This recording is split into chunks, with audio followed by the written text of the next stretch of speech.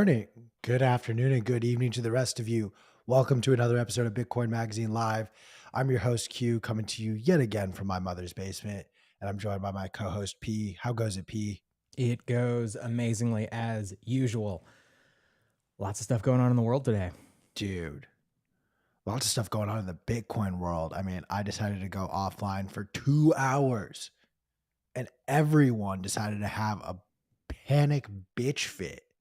Where to begin on our crazy last 24 hours? Honestly, like last 16 hours. A lot of developing stories as well. Um, I'll let you pick which one you want to go down first. Yeah, I mean, the biggest things that I think are relevant today from a just social media, which is not necessarily the best judge of anything, perspective are, of course, Compass mining, which definitely want to talk about today, and then also the controversy with Nick Carter, who is for a long time has been the favored son of the Bitcoin space, and recently posted some stuff to Twitter that is pretty fucking disappointing. Yeah, I mean, it didn't. Let's just start on the Nick Carter of it all. And full disclosure, I was not in the spaces when he made his statements. I did go to the follow up spaces, so I'm hearing a lot of this news secondhand. So you're now hearing it third hand. Um, Goes without saying, none of this is financial advice. But Nick Carter be shitcoining. Always was, always has been, never was hiding it. And it seems as though his venture firm has now very explicitly started to align with not necessarily some non-Bitcoin projects, if you will. And his argument and case that he presented, which there is a degree of validity, and we're going to discuss it here. But his claims were that all of these Bitcoin only companies at a certain point will need to expand their product offering. I'm paraphrasing now, to include other cryptocurrencies to maximize profits and revenues. Well, I mean, let's be clear. So Nick Carter is a very well known. I forget what his title is, but basically he created Castle Island Ventures, which is a VC firm that is in the Bitcoin and crypto space. And to his credit, he has never, like, if you look into Castle Island Ventures, it's, like they invest in the whole space. Their job is to, basically put funding into crypto related companies that are going to produce profit for shareholders. Recently what's happened is he what is it? It's you know what? I'm going to call it up. I want to get the details correct in this story, but essentially he very publicly, as you said, has started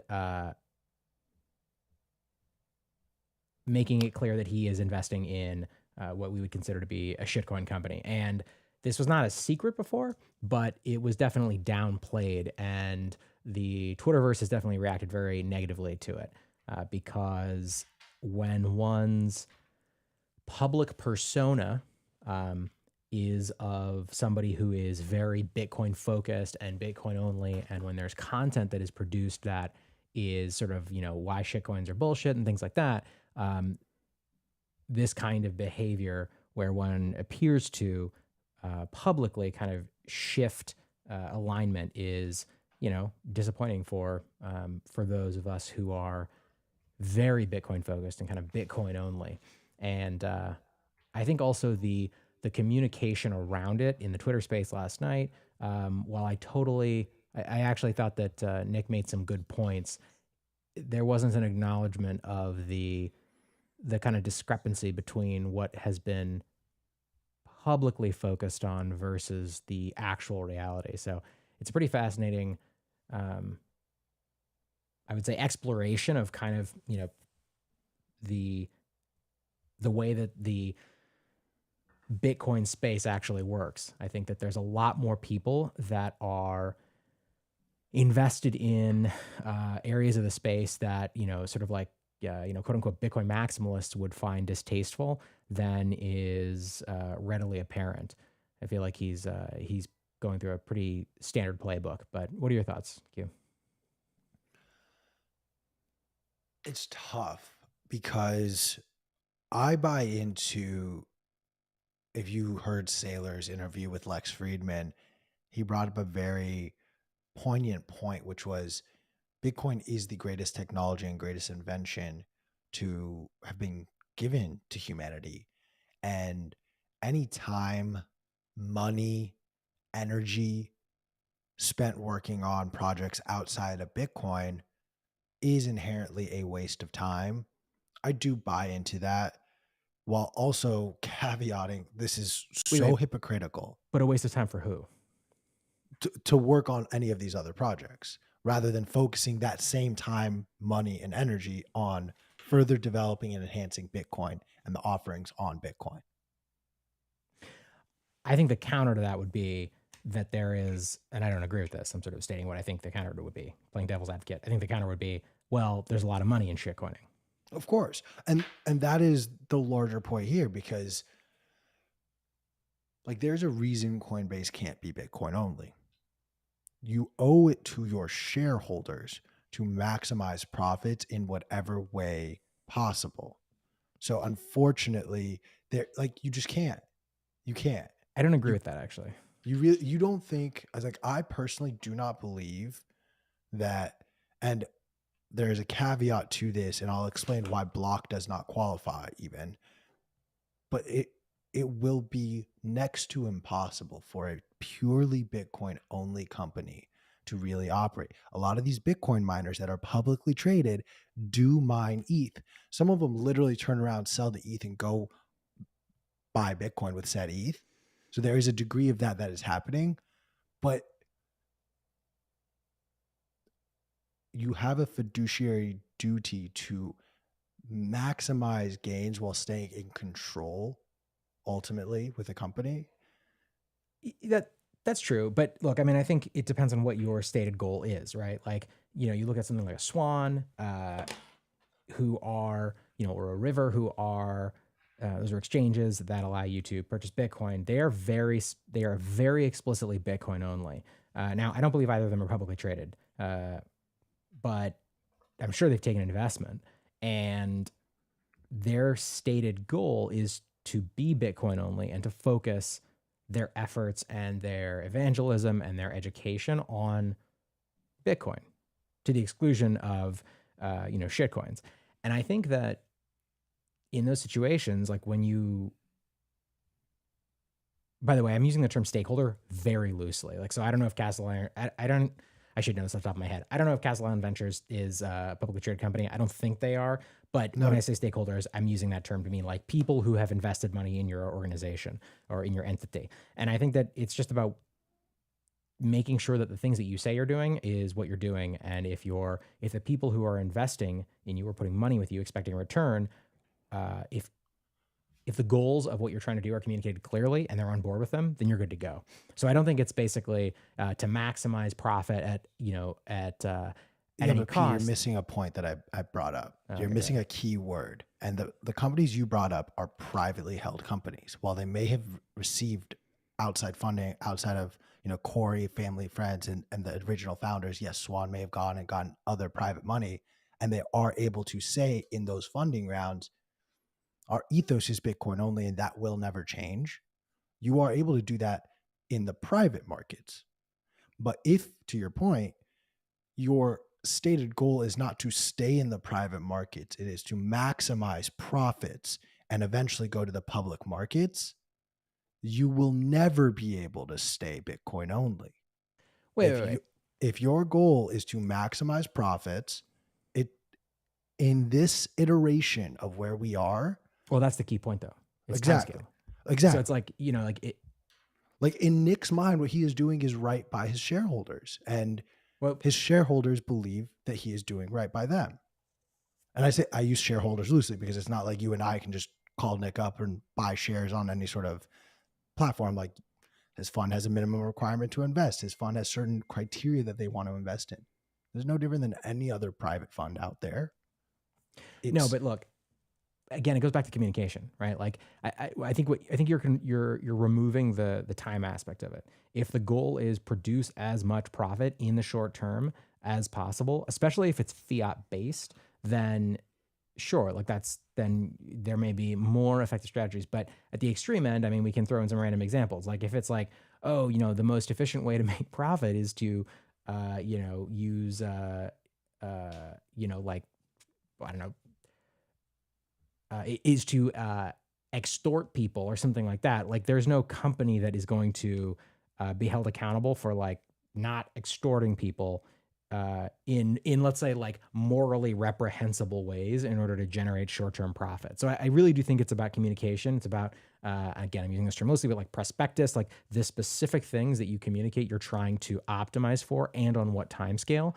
I think as long as you are in integrity with what you have communicated with the people that have invested with you, and honestly, and the public, especially if communicating with the public is part of your strategy and your persona, then yeah, you're good to go. I've said this before, but this is a slight tangent, but not really. My problem with Ethereum is that the marketing around it is is completely disingenuous. I would not care if Vitalik and the people that are, behind Vitalik and involved in that were like, yeah, this is a totally speculative thing. We think, again, this is assuming that they actually believe this, but they don't. But if they were like, we think that this is the future of money. And then they were like, but also this is a speculative play. Like, the current implementation of Ethereum does not work. Gas prices are crazy. It breaks all the time. We've shifted narratives a million times. We've pivoted, to use startup language. But like, we think we're going to make it. And if you think you're going to make it with us, then invest in us by owning Ethereum. That would be fine. But my problem is with Ethereum, it's all about affinity scamming, right? It's never like, yeah, Bitcoin is this thing. It is succeeding wildly in X, Y, and Z, but we think we have a use case that Bitcoin doesn't satisfy. That is not the way. The frame. The frame is always, we've got this crazy new thing that Bitcoin can't do, and that's honestly 99% of the time it's just straight FUD. That's like fear, uncertainty, and doubt. It's bullshit, right? There's the idea that like, oh, the people that promote Ethereum, the Ethereum Foundation, they promote specific narratives that are disingenuous and false. That's to say, they're trying to drive down Bitcoin or reduce adoption of Bitcoin in order to drive adoption of their own token, Ethereum and the Ethereum network.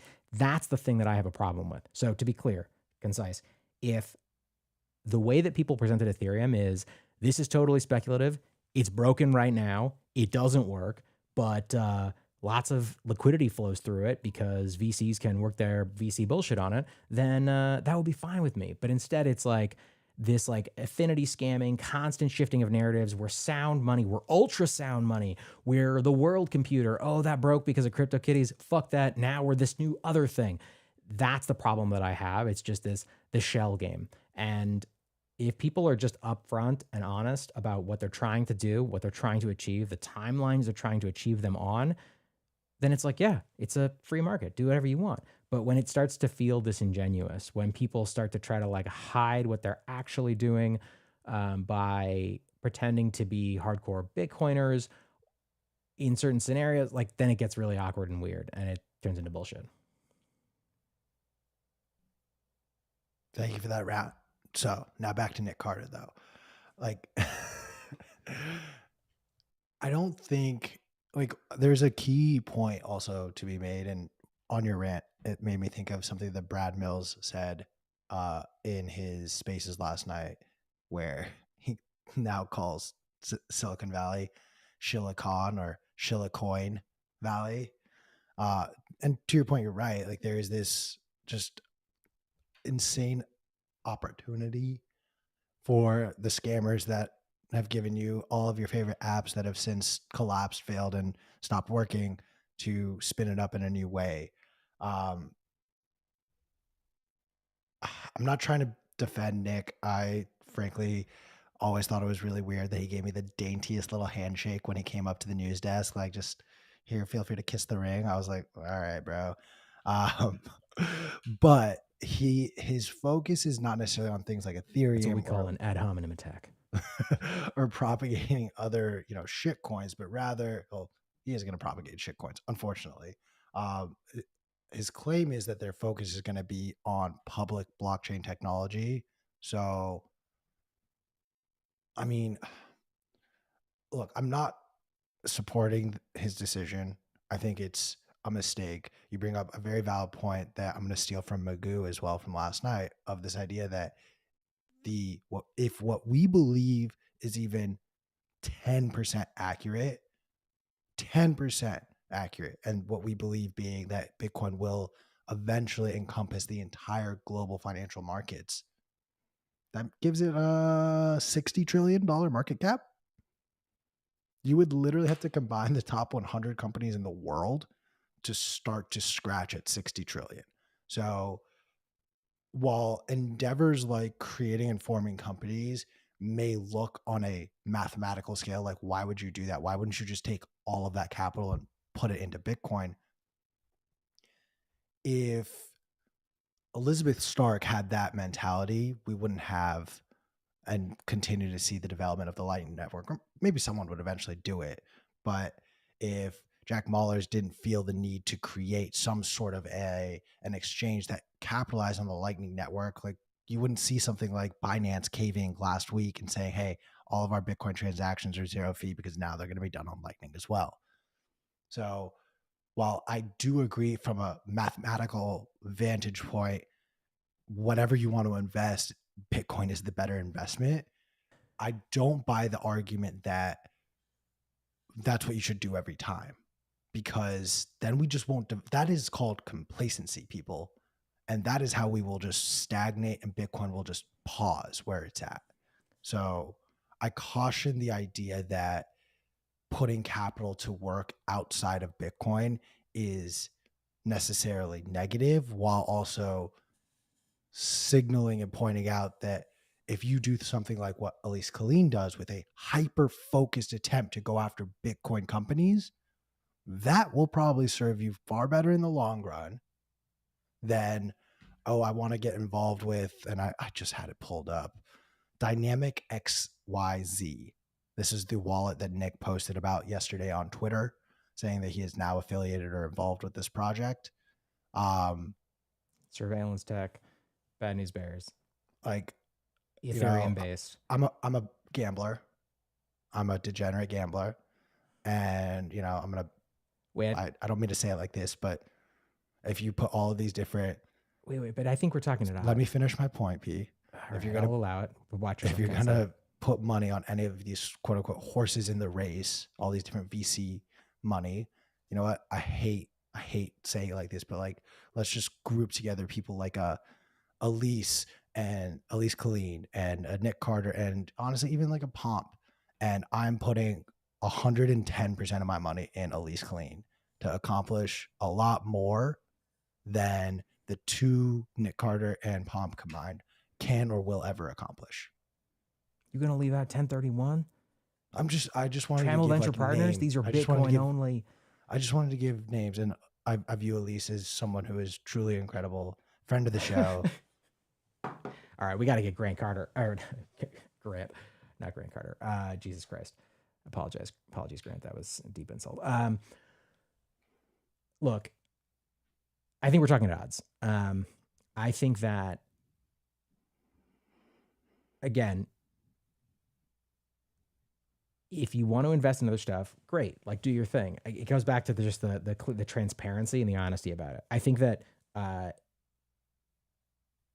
companies and venture funds that focus on Bitcoin only, that is a decision that they have made, and they communicate that super clearly. I think Castle Island Ventures has communicated clearly that they invest in other stuff. To Nick's point, like, that's not a secret. If you look into them at all, it's clear they invest in other stuff. However, it's about the transparency, and I think that there is a pattern that we see. And I'm cribbing this from our very own P. Rizzo, where it's like there's sort of this crypto Bitcoiners playbook, which is you pick a subject that Bitcoiners like, you champion it and only talk about it to the exclusion of all else, even if you're doing other stuff in order to make money in the short term. You know, never accept a speaking engagement or, you know, podcast that highlights this other stuff you're doing because that would be kind of bad for the image. But you still do other stuff professionally. And then, you know, you kind of have a negative reaction if, you know, when you kind of get called out for it. I think that's a really common pattern that we're seeing. And I don't think that Nick has, you know, kept it a secret that, you know, his previous stuff or the stuff that he's doing with, you know, the current fund are not necessarily Bitcoin only, but it's been obscured a little bit.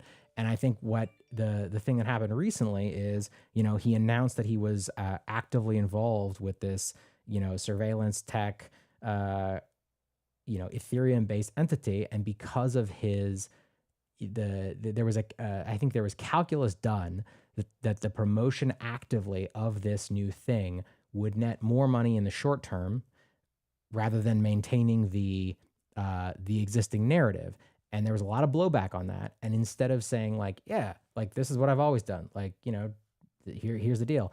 There's this weird kind of like dodging, or again, the shell game of kind of like, well, this is why it's reasonable, this is why it's not. But there's not really an acknowledgement of, I've always been doing this and I've always been communicating clearly about it. That's the claim that's being made, but it doesn't actually feel like that's genuine.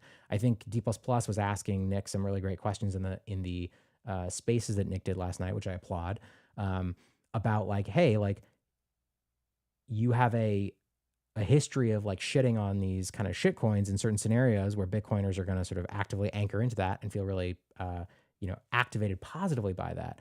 But like, what other tokens are you interested in? And the answers that were given were a little bit of a dodge. They were not direct. They were kind of this weird kind of hand waving, and it felt very emotionally based, and that was disappointing to see. But I'm going to stop talking. I've been ranting for this entire time. Q, I think you made some great points. Chris, it sounded like you were going to say you wanted to sort of jump in at one point. And oh god, this was so bad. Yeah, what the fuck? Nick Carter.eth. Jesus. Yeah, I was gonna bring up this is not financial advice, but like in good faith, I could not recommend the wallet or the project that he's investing in. This is more me trying to look out for people. To P's point, it's very much chain surveillance tech. They literally have a slider that blocks non-OFAC compliant blocks. So think Canadian truckers. Holy Think, shit. or not blocks, addresses. So like the Canadian truckers couldn't use that wallet. Russians couldn't use that wallet. Iranians couldn't use that wallet queue. Nigerians couldn't use that wallet. Iranians. Like what? Iranians. Iranians. There we Iranians. go. What did I say? Iranians? Yeah. My bad. Iranians. Thank you. I know the difference. I apologize. But yeah, this is what P wanted to, or Q wanted to bring up about his profile picture now. I think he's just trolling. Definitely is trolling. We've been talking about this pretty much the whole time, and I do want to touch on at least one other very, very big news story. So unless either of you have any more comments here, I'm going to flip the script. So this is a developing story. We are still gathering information, but in real time, we want to provide it to you. As of yesterday afternoon, Whit Gibbs, the CEO of Compass Mining, as well as the CFO, have both stepped down. And as I said, this is a developing story. There's not been a lot more details beyond that being provided to everyone. We're sure to see some more news from Compass in the coming weeks. I'm in a mood, so I'm going to dunk, but, you know, one of our competitor shows very quickly done with and we'll stop airing. So I hope all of those subscribers and viewers will come on over. We'll welcome you with open arms and explain to you just why and how Compass was scamming their customers out of everything, including their money, Bitcoin, and ASICs. I say that only partially in jest. We don't know how valid those claims that they've been scamming people are. We anticipate there will be some news coming out, a lot of rug pulling. There are reports coming out. I heard from an actual Compass employee in a spaces last night talking about how, like, as far as these Russians are concerned, like those miners we're never getting those miners back. Those miners that got shut down in Russia from weeks ago. You want to say something, P? No, go for it, man. I have not been following the Compass stuff super closely, so all of this is just, you know, the rumor mill on Twitter. The only official statement from Compass is the resignation of the CEO and CFO. So, and then also Dynamics Mining saying they're missing $600,000, as well as a letter of potentially Compass Mining threatening to sue them. Those are the two things that we've seen from that. I'll add one quick thing, and then I'll let P talk. With a CEO and CFO stepping down, and Q, I'm sure you could talk about this in just like public markets and such. It's normally not a good sign. If the CEO steps down and then everyone else remains in place, that's normally like, okay, they're changing the way that they want to run the company. They're going a different direction. When your CFO and your CEO step down at the same time, not only is it they want to change direction, it normally means the finances are messed up. It's kind of a bad point when like implies things are fraud. really bad. And like, yeah, it's one thing if the CFO changes and the CEO stays the same. And then the vice versa. Like normally it's just they want to replace one person. That happens all the time. But when both step down, same date, same time on the same announcement, it's normally not good. And there's things behind the scenes that are normally not good. And like I said, that's just what I've seen in public you're markets. 100%. You're so spot on. I read this as there is money that is not should be. And whether it's in someone's pockets, in the wrong account, spent in the wrong way, we will see in the coming weeks and months. But to Chris's point, no, you don't see both the CFO and CEO resign at the same time. Bigger happening behind the scenes. I am making very outlandish claims saying fraud, but it's very much a possibility. So I've been kind of spot on with some of these forecasts and predictions in the last few weeks. So I'm gonna keep the ball rolling. I mean, next one coming up, I think, is gonna be me calling the 2 quarters of successive negative GDP. So I say this in a celebratory fashion, knowing full well that this is not something to celebrate. Um, these issues that have happened to customers of Compass, some of our own colleagues got caught up in this crossfire. Many of you may be caught up in this crossfire. We're very sorry and hope that this gets resolved as quickly as possibly with the least amount of pain to the customers. And if I can be just completely honest, the most amount of fucking pain to a business that may or may not have been scamming their clients. P. Anything else? Yeah, I would just close out by saying one of the things that I find really interesting about Compass, if I actually don't believe that the CEO or the CFO were necessarily deliberately trying to wreck anyone. That doesn't matter at all because the end result is the only thing that matters. But I think that this is an interesting example in the Bitcoin space of an entity that was doing a thing that, 18 months ago was considered like super interesting and revolutionary, right? They sponsored a ton of very well-known podcasts. They were talked about as being innovative. And the reality is, and I think that they thought that they were genuinely innovative, but as the economic environment shifts, as the price of Bitcoin has gone down, a lot of strategies that sounded to some people like they were good ideas in the moment have turned out to be terrible ones. And so I actually think this is an opportunity, both with the Nick Carter stuff we were talking about and with this Compass stuff, to really reflect on as Bitcoiners, holding ourselves as individuals and as a community accountable for not just kind of jumping on the bandwagon because such and such person or so-and-so says that it's a good thing, and holding ourselves accountable for that, radical personal financial responsibility, and actually doing the due diligence and looking into these things and understanding why you as an individual think that something is a good idea. Because if you kind of go with the tide, Bitcoiners love to think of themselves as being like, revolutionaries, like counterculture. But the reality is like the Bitcoin community can be insular as well. So take responsibility for your own shit, do your own research, do your own homework, and be able to defend the decisions that you make as an individual, because otherwise we will continue to find ourselves as individuals and as a community in the same situation in the future. Bull markets always beget crazy schemes that seem great at the moment and end up getting people wrecked. You're muted there, Q. P, you're such an apologist. I was just about to type that in. An apologist? What the fuck does that mean? No, I'm saying I want heads burning on fucking stakes, bro. Fair enough. Let's go. We're at time. I want to shift over to the next segment. Are you guys good with that? You're clearly a rookie at how the show works. All right. Quick reminder to everyone: promo code BM Live. Oh, get 10% off your. Oh, you fucked it up. I did fuck it up. It's actually supposed to be Bitcoin Amsterdam. So get your tickets to Bitcoin Amsterdam. My bad, guys.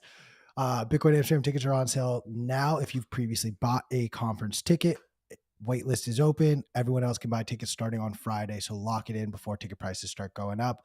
We're going to cut to a quick commercial break, and then we are joined by our guest today.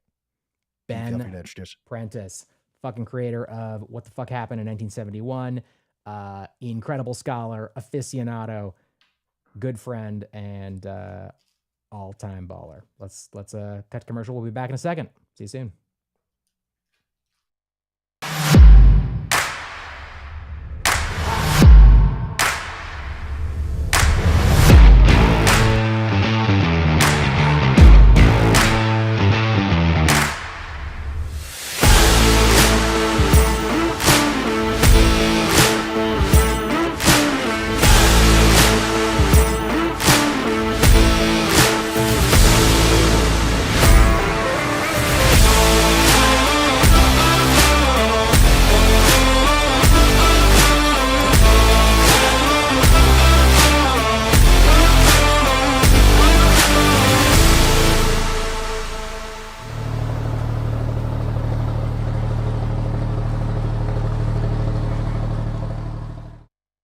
You are listening to Bitcoin Magazine Live.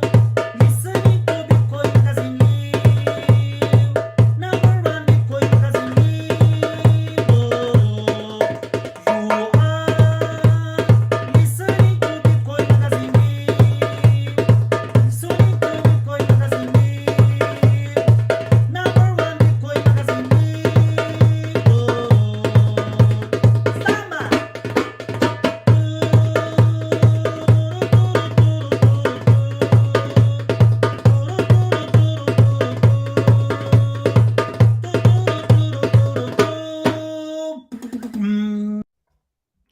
What is up, guys? Welcome back, and we are now joined by none other than our guest for today, Ben. How goes it? Yo, what's up, Q? How you doing? I'm great, man. Thank you for joining us. I had the great I candidly was not necessarily familiar with your work. Was set What the Fuck Happened in 1971, and then I'm going through it, and I'm a chart nerd, and I realized, oh, there's no reading, it's just charts. Let's fucking go.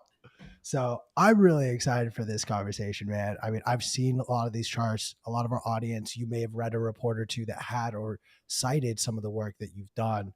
I'm also just not doing any sort of an introduction to who you are, what you've done, any justice. So I'm going to stop talking and let P take that over. Thanks, Q. I appreciate it. I'm actually going to hand it back to you, Ben. You've done so much, and I would love to hear your intro for yourself. Tell us who you are. You guys are all passing the buck on this. Yeah, that's right. We're a very organized show. If you didn't realize that, that's why we no. called you this morning. Ben, if you want to, you can pass it back to Q, and then he will pass it back to me, and then I will once again pass it back to you. Well, listen, P, as you know, I'm a cloaca specialist and armchair economist. I think it's funny you say I've done so much stuff. We put a bunch of charts on a WordPress blog and drew an arrow on them, and people call that doing a lot of stuff. I think it's hilarious. I have done a lot of work understanding monetary economics, monetary history, and Bitcoin as technology, and the evolution of monetary technology. So I guess I would say that. I also was lucky enough to be able to quit my job and land a job working with Peter McCormack, much hated Monero maximalist. I don't know if you get that joke. We just released a show today about Monero. So I feel very lucky to have you guys as friends, to be here and just talking about Bitcoin. So I don't know really what else I've done. Well, you and I met each other on Clubhouse way back in the day in 2021. And before I knew who you were and the fact that you created What the Fuck Happened in 1971, which is cited in like so many places. It's like, I always am like, I know that guy, because it just shows up randomly. But you, as you said, you've always had incredibly insightful things to say about the economy, about monetary history, and I've also always been very impressed that you basically were like, I want a job in Bitcoin, I want to quit my job, and then you identified a really interesting way to just springboard straight into the space. And I think that's fucking awesome. Thanks, man. I care a lot about helping people understand Bitcoin. It's a very difficult thing to understand, and there's a lot of different disciplines. The first podcast I ever did was this show would be remiss if we didn't give a huge shout out to my good friend Heavily Armed Clown on Twitter, who I co-created WTF Happened in 1971 with. He took a shot on some rando pleb that messaged him on his small market cap podcast called the Bitcoin Echo Chamber, which is kind of mostly on hiatus right now. He's just kind of working on other things. He's very selective about kind of what shows that he gets on there. And the first episode we did was called the Bitcoin Spectrum.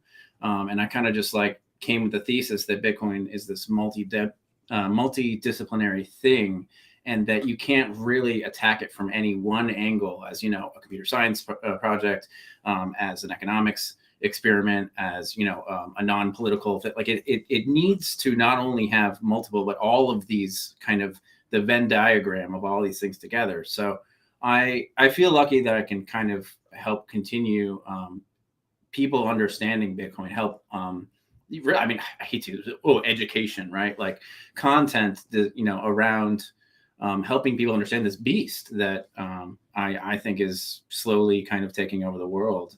And I think it's kind of more of an inevitability from the monetary technology point of view. So I feel very blessed that I can even be a part of such a big project and get to do shows like this with you guys. So happy to be here.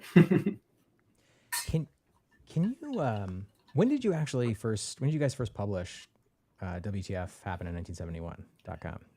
I believe it was fall of 19. The genesis story, people usually ask for this, is just that we were arguing with people on Twitter, and we had to like keep digging through our phones for all these charts. It's like, no, look, dude, like here's the data. Like basically the idea is that like if you're studying Bitcoin and you think it's a better money, then you kind of have to go back and look at the other money, the money that we do use, and say that it's not that good. And, you know, when you start doing that, you start learning about, the gold standard and Austrian economics and stuff. And, well, we were kind of on a gold standard this century, and we were on more of a gold standard in previous centuries. And we kind of went off the gold standard in 1971. So I was like, well, in theory, if we like that was a better money, then there should be data that, objectively shows that things are worse. And I started finding that data, right? And you can find it right on like the Wikipedia pages surrounding the Bretton Woods agreement, the Nixon shock, for example. And those are the first few charts basically that we found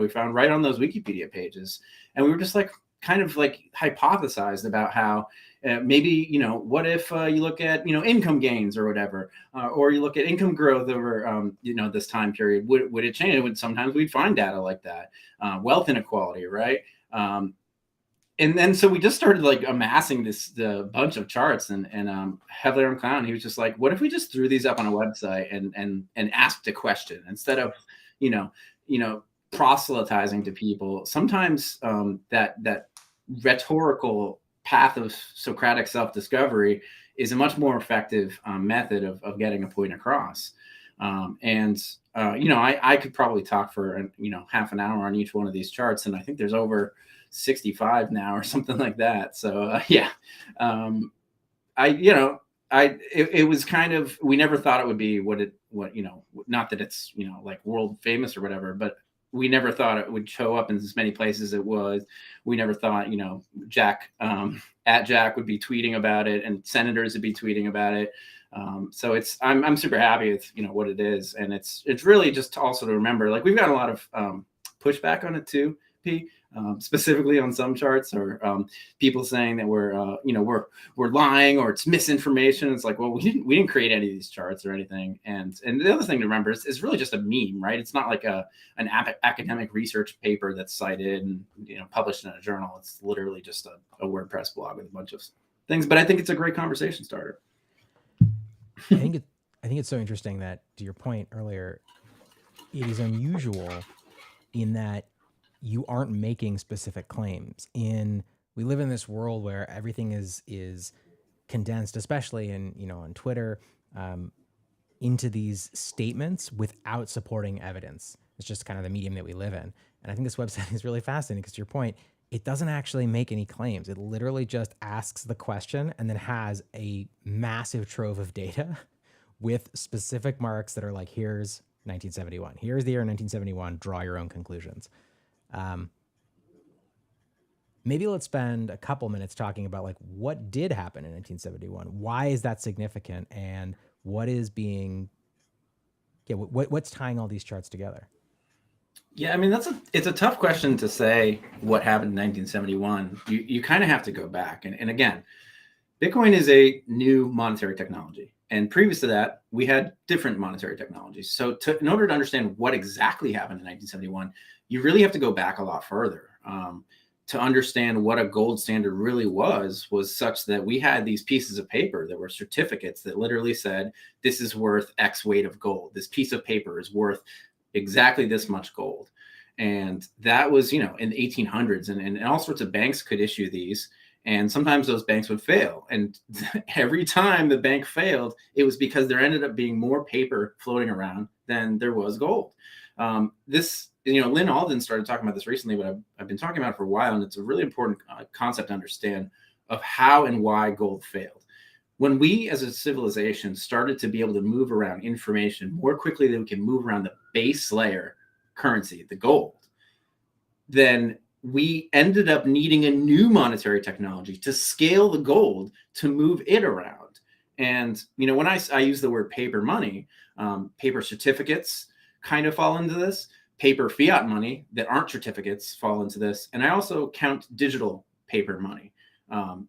So these are all technologies that helped scale gold and eventually got us off of gold because the paper ended up not matching the gold. And you saw this happen so many times. I mean, there were pure fiat currencies, in the 1800s, there were experiments with that. Those all failed.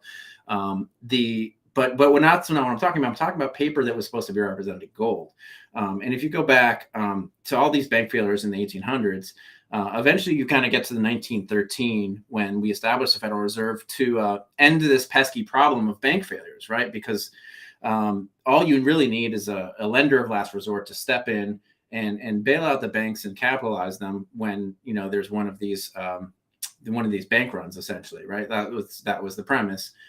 And that leads you to 1929, when now that all the risk was taken out of the system, you ended up with a bunch of over-leveraged banks, and then there was systemic collapse. So this is the idea of you hear Bitcoiners talk about, like, we have these forest fires that clear out the brush, right? And if you always constantly put out every single forest fire, then a massive one can come along because that underbrush isn't cleared out. Well, that's kind of what happened in 1929. This massive forest fire just ripped through everything. And that essentially it was the first real big systemic default of gold. So in 1933, with FDR, the New Deal, there was a period of a lot of crazy economic things that happened. Currencies were kind of all now inflating, and there was like this quasi fiat bimetallism weird era. And then you get to 1944, and then you had the Bretton Woods system. So that was a long, I have to bring you all the way up to 1971, right? So the Bretton Woods system now was this now new quasi gold standard, where these paper notes were now kind of back to being certificates for gold, for a weight of gold, a specific weight of gold. So that sounds like it's good, right? But there was a key difference to previous gold standards, was that you could not redeem, an individual could not go to the bank and redeem these for gold, right? You could buy, and actually you couldn't buy gold either. Gold was outlawed in bullion form. So from 1944 to 1971, it was this quasi gold standard where every other country would redeem their currencies for dollars, and dollars could be redeemed for gold. So that was the gold standards, that the dollar was the center of this system, and the U.S. had the most gold at the time, and we were very trustworthy, right? So it kind of worked well for a while, and people think that under this gold standard that debasement didn't really happen, but it was more just that kind of all the countries were debasing at the same rate. But the United States had this exorbitant privilege where everybody needed their dollars. Specifically because it's at the center of this Bretton Woods system, and it became the world reserve currency because of that. And we were able to kind of take even more advantage of this than every other country. And eventually we started losing all the gold. And the reason is because people figured out the game, and they started redeeming the paper. There was more paper than there was gold for the gold. And there's a chart on our website about halfway down to this green area where you can see the gold is like, we are losing all of it, right? It's literally leaving the country because it's being redeemed. And Nixon had to step in. So Nixon, I love making fun of Nixon. Don't get me wrong. Like, listen, this guy, I am not a crook, right? But it's really, to say that it was Nixon's fault is really missing the point. In 1971, what happened was he was left with bad options on every single side. And the option he ended up taking was to temporarily suspend the redeemability of dollars into gold. He came on TV and he said this. And that temporarily was 51 years ago almost now. And it's not temporary, it's permanent. This ostensibly put the entire world on a fiat system. It removed gold from the equation completely.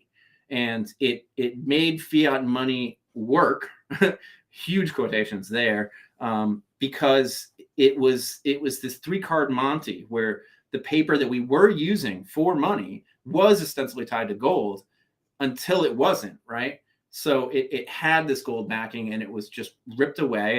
And because everybody else's currency wasn't tied to gold, they were tied to the dollar, and the dollar was tied to gold. Anyway, long story short, this event put the entire world system in the hands of governments, could now control the money supply unabated. They had no tie to reality. They had nothing stopping them from emitting more money. And now controlling all sorts of other things, like interest rates. And I think objectively, if you just kind of sit back, that puts us into a paradigm where there's the ability for more interventionism. And I think in general, interventionism is very bad for markets, for value discovery, for price discovery, etc. And I think it has been objectively worse. I think the ways that society is better is because of deflation, and we've had much more inflation since then. And now we have the problem of too much debt, right, P? So that's only part of what happened in 1971. Q, you look pensive. What are your thoughts? I'm just absorbing a lot of this. I mean, I don't think it takes too long in the Bitcoin space to know the significance of Nixon's decision and the significance of the year 1971. I'm not sure if you've ever read, and if you haven't, I highly, highly recommend Eric Yake's book, The Seventh Principle. And he talks about how we've seen this playbook where a currency has a gold backing, and they've used fractional reserve banking, and they've just extended their reserves so far, and they've just decided, you know what, we're no longer going to be gold backed. And I believe the fastest collapse of a currency was in 39 or 40 years, and the longest it took was just about 60. But the average time span was 50 years, where this cycle would essentially lead to these currencies collapsing. The first iteration was the bank in not Florence, but one of the Renaissance banks in Italy in the 1300s, as well as the goldsmith banks in England, similar play out. And we're bearing witness to this crazy inflation. Very long-winded. I'm getting to my question, I promise. In each of these iterations in history, the final sort of kiss of death, nail in the coffin, was some sort of a price regulation, a maximum price imposed on something. We, over the weekend, finally saw the US government, and more specifically the French government, French President Macron, call upon oil producers to create a maximum price on oil, almost insinuating, in my mind at least, like this is that kiss of death that we've seen historically, and oil is turning into that.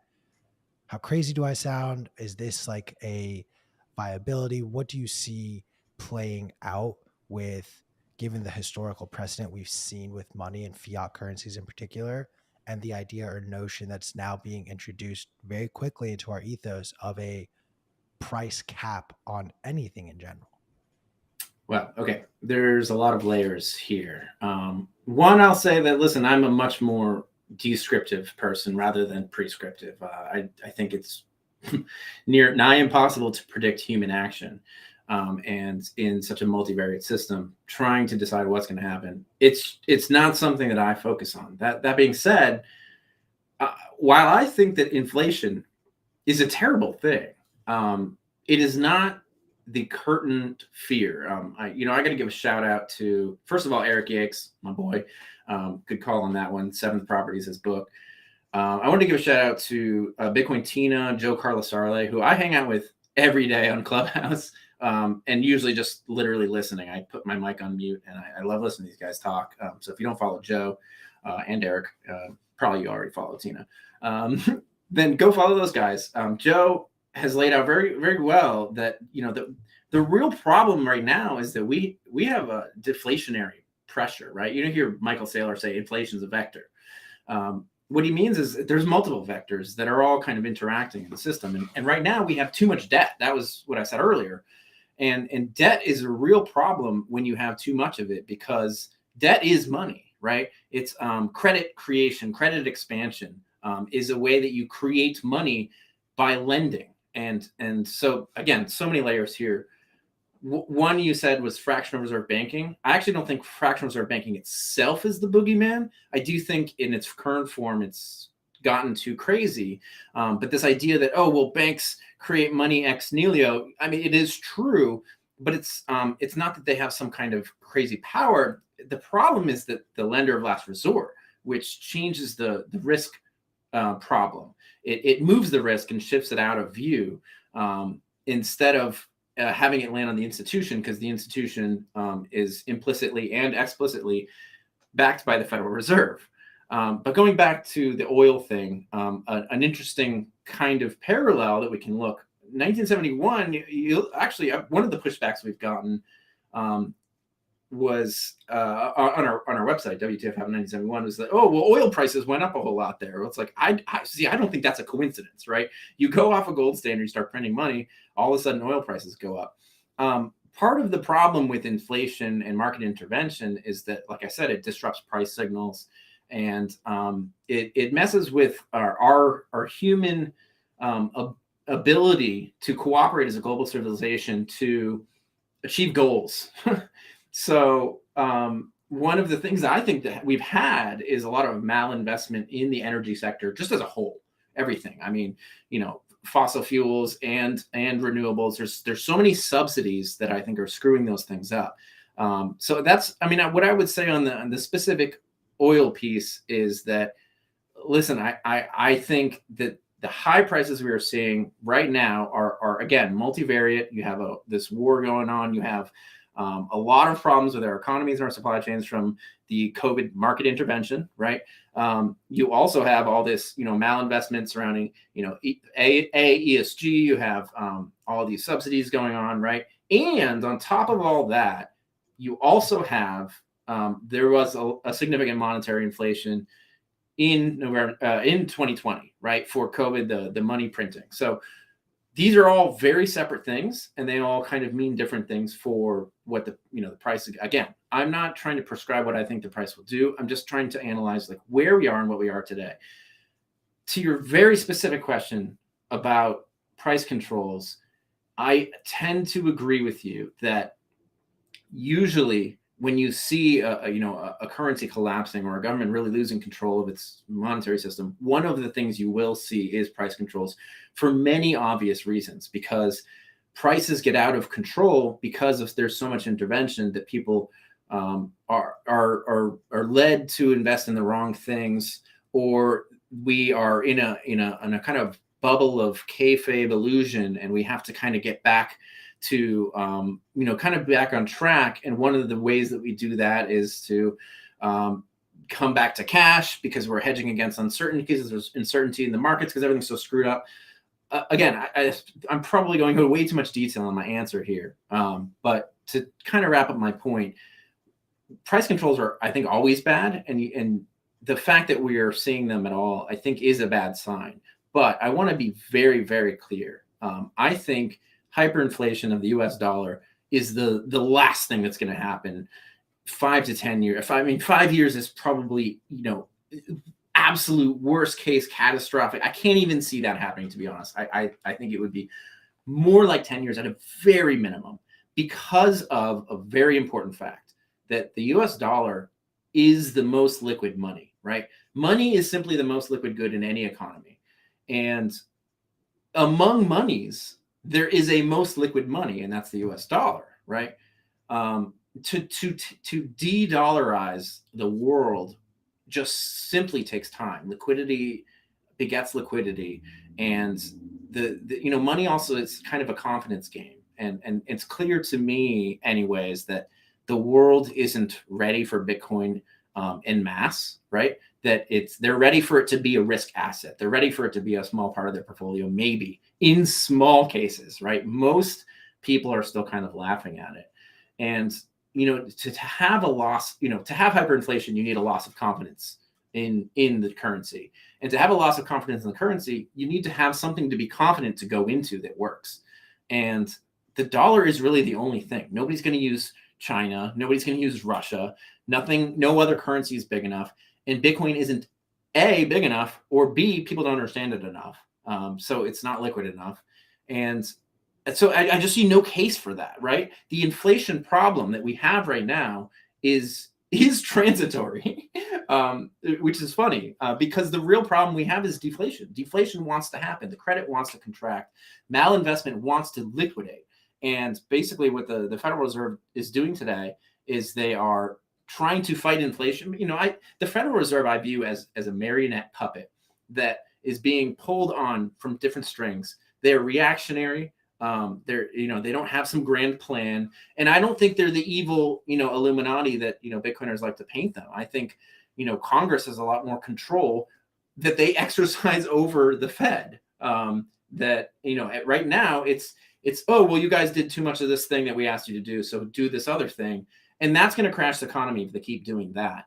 And then they'll probably pivot and print a whole bunch more money, and I don't think that will cause hyperinflation either. But we are seeing some of these kind of this expanding envelope of volatility, and who knows where it will go in a long time. But in the near term, you'd have to have an insane breakdown in politics and like catastrophically 10x what we have right now to see hyperinflation. I think in any major economy at all.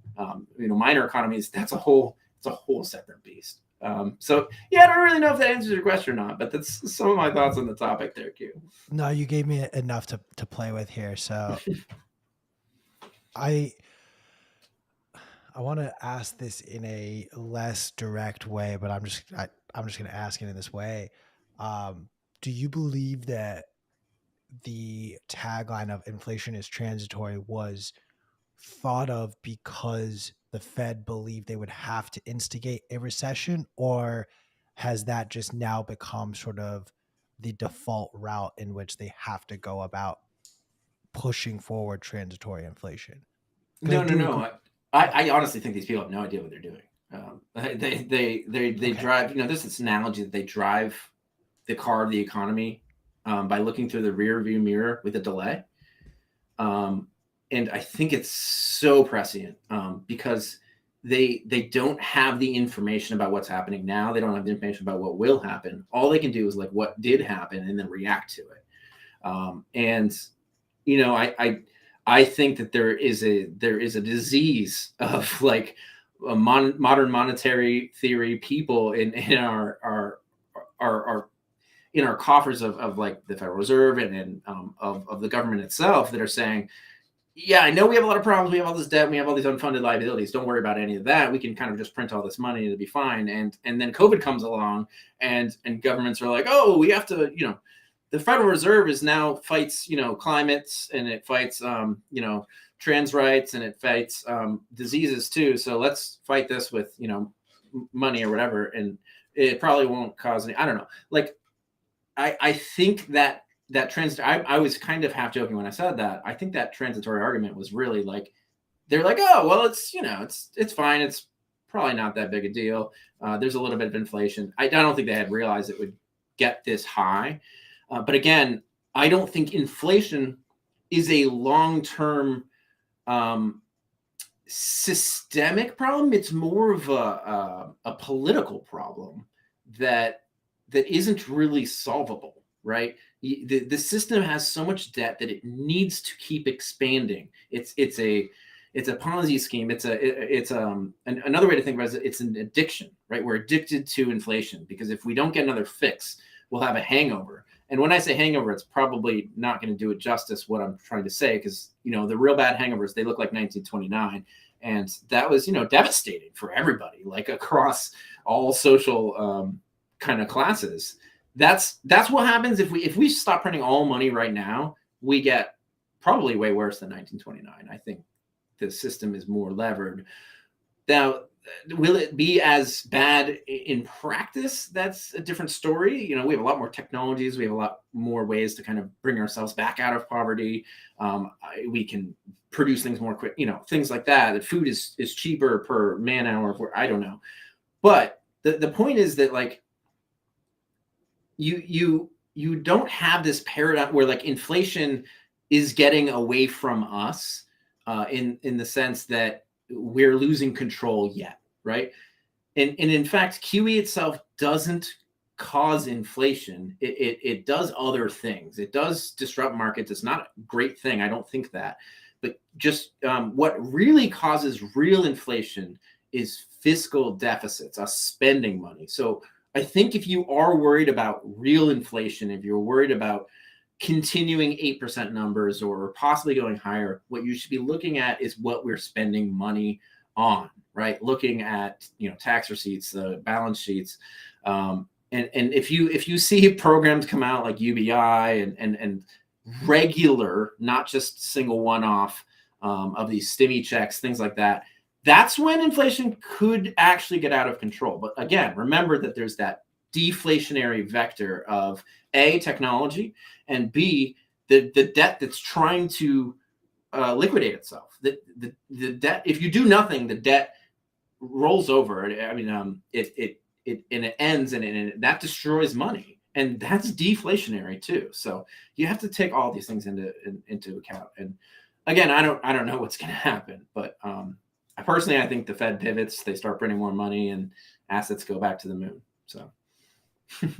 But at a certain point, that charade has to fail, no? Like, I buy this narrative that What's failure? like the ultimate collapse of the US dollar. Collapse. What does that look like? People use these words all the time, and I don't think. I would say it is no longer accepted by foreign countries. It is not the means in which they want to receive payment for whatever goods or services that we are receiving or importing into our country. Once the dollar is no longer sort of the I'm forgetting the. So what would you exact use though? No, but no, I want to talk this out. Like, I think this is a really important discussion, Q. What would they use instead? I think Russia is the perfect example of this. They have now dictated that we won't accept US dollars. Pay us in rubles. You can pay us in yuan. You can pay us in Bitcoin for our oil. And now the ruble is at a 5-year high. So Russia, the country that everyone wants to be like and wants to. I'm just pointing out that there is precedent for a country to come out and say we no longer want dollar, and their own currency being strengthened by it. But that's because there's very extraneous factors going on there. Yeah. And again, I'm not saying that people won't de-dollarize or aren't already doing that in some ways, but I think to understand this reserve currency thing is really important. And I kind of touched on it earlier. And like, let's all talk about it, because like, this is a discussion I think a lot of Bitcoiners are having, and I don't think they understand the monetary economics of it. Is such that if you don't, let's say you just have everybody de-dollarizes such that they all use their own currencies, and then you have this, you basically have a barter system. You don't have a liquid interchange money that we can all use as a unit of account for economic calculation, as a common medium of exchange, so that we can all do business together, so that, like, you know, Iran can do business with, or Iran, sorry, I think I said Iran can do business with, I don't know, Albania, you know, whatever you want, right? Like that, this tool of money is so important. It needs to be liquid and widely used in order for it to function. And that, I'm not just saying like, oh, I want it to be that way so that we do good business worldwide. I'm saying that, like, we invent this as a society over and over and over again if you take it out. So if we all like actively right now, all the countries sat down in a G7 meeting, they agreed, let's not use the dollar as much anymore. Let's, everybody kind of just use their own currencies. You would immediately have a new reserve currency emerge. And I'm asking you what that reserve currency would be. Whose country would you trust? Who, and not just would you trust, that all the countries would agree on to trust. I think that's where we're gonna disagree, because I don't think every country will agree upon the same. I believe it'll be a basket.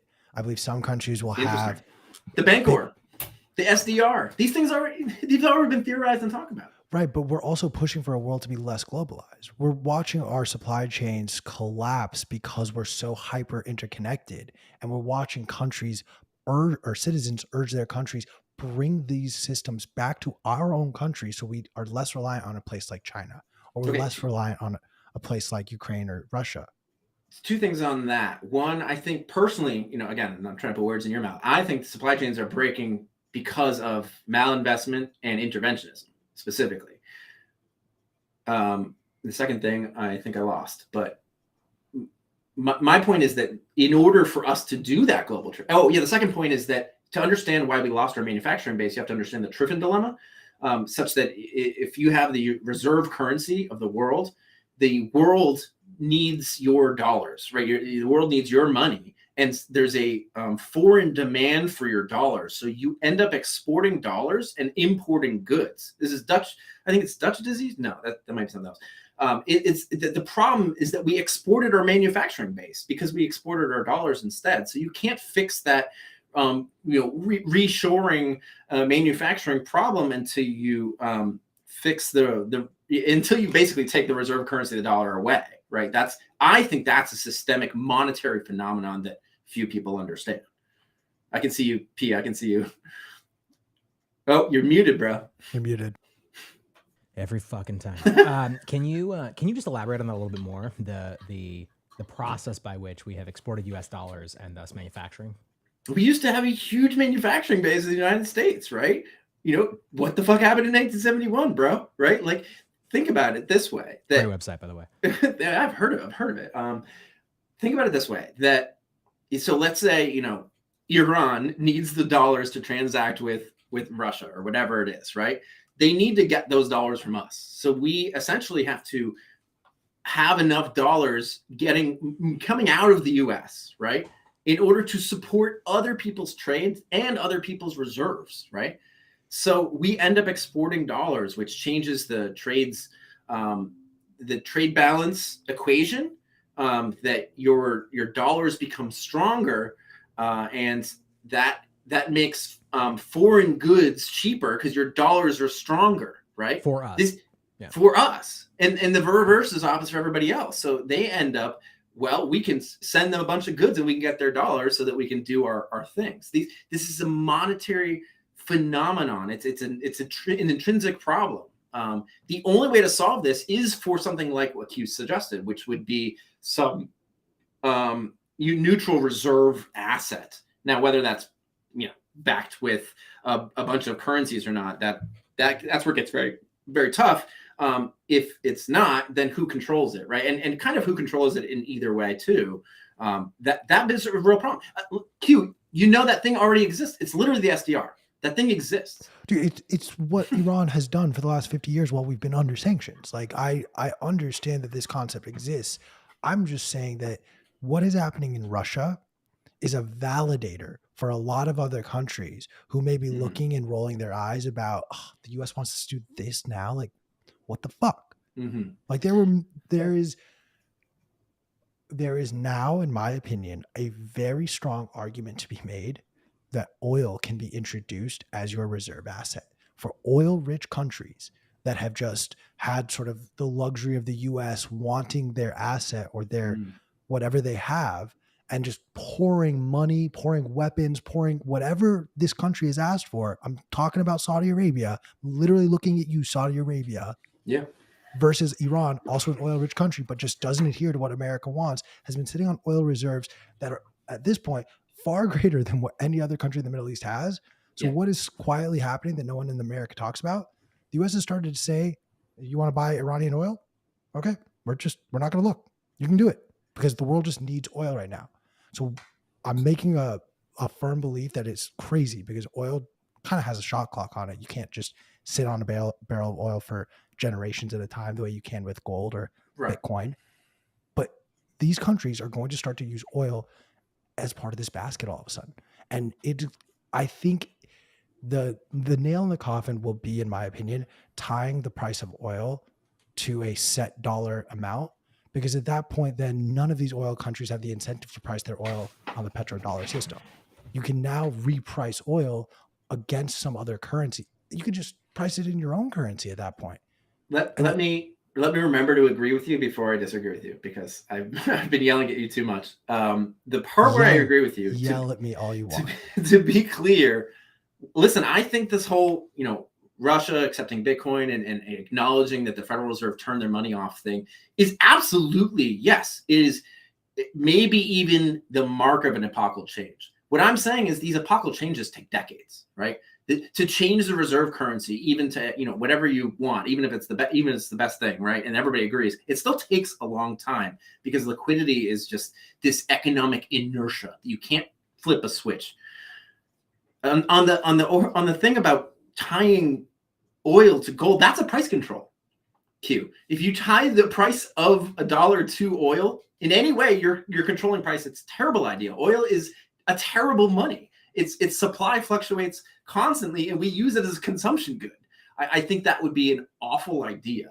And I think the only reason it was tied to the quote petrodollar system is because it's so essential to economies and militaries and such that we kind of came in and strong-armed that relationship. Alex Gladstein's done an amazing work on that. If you haven't read the petrodollar Bitcoin standard thing article that he wrote, I think it was in Bitcoin Magazine, actually, shout out Bitcoin Magazine, then to understand kind of why that ties in. But I think tying oil in any way to a monetary system is a terrible idea.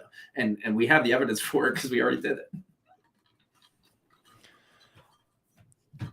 I don't think you actually disagreed with me. I think we're on the same page because I fully believe, unfortunately, when I die, the US dollar will exist. It will not have the cachet.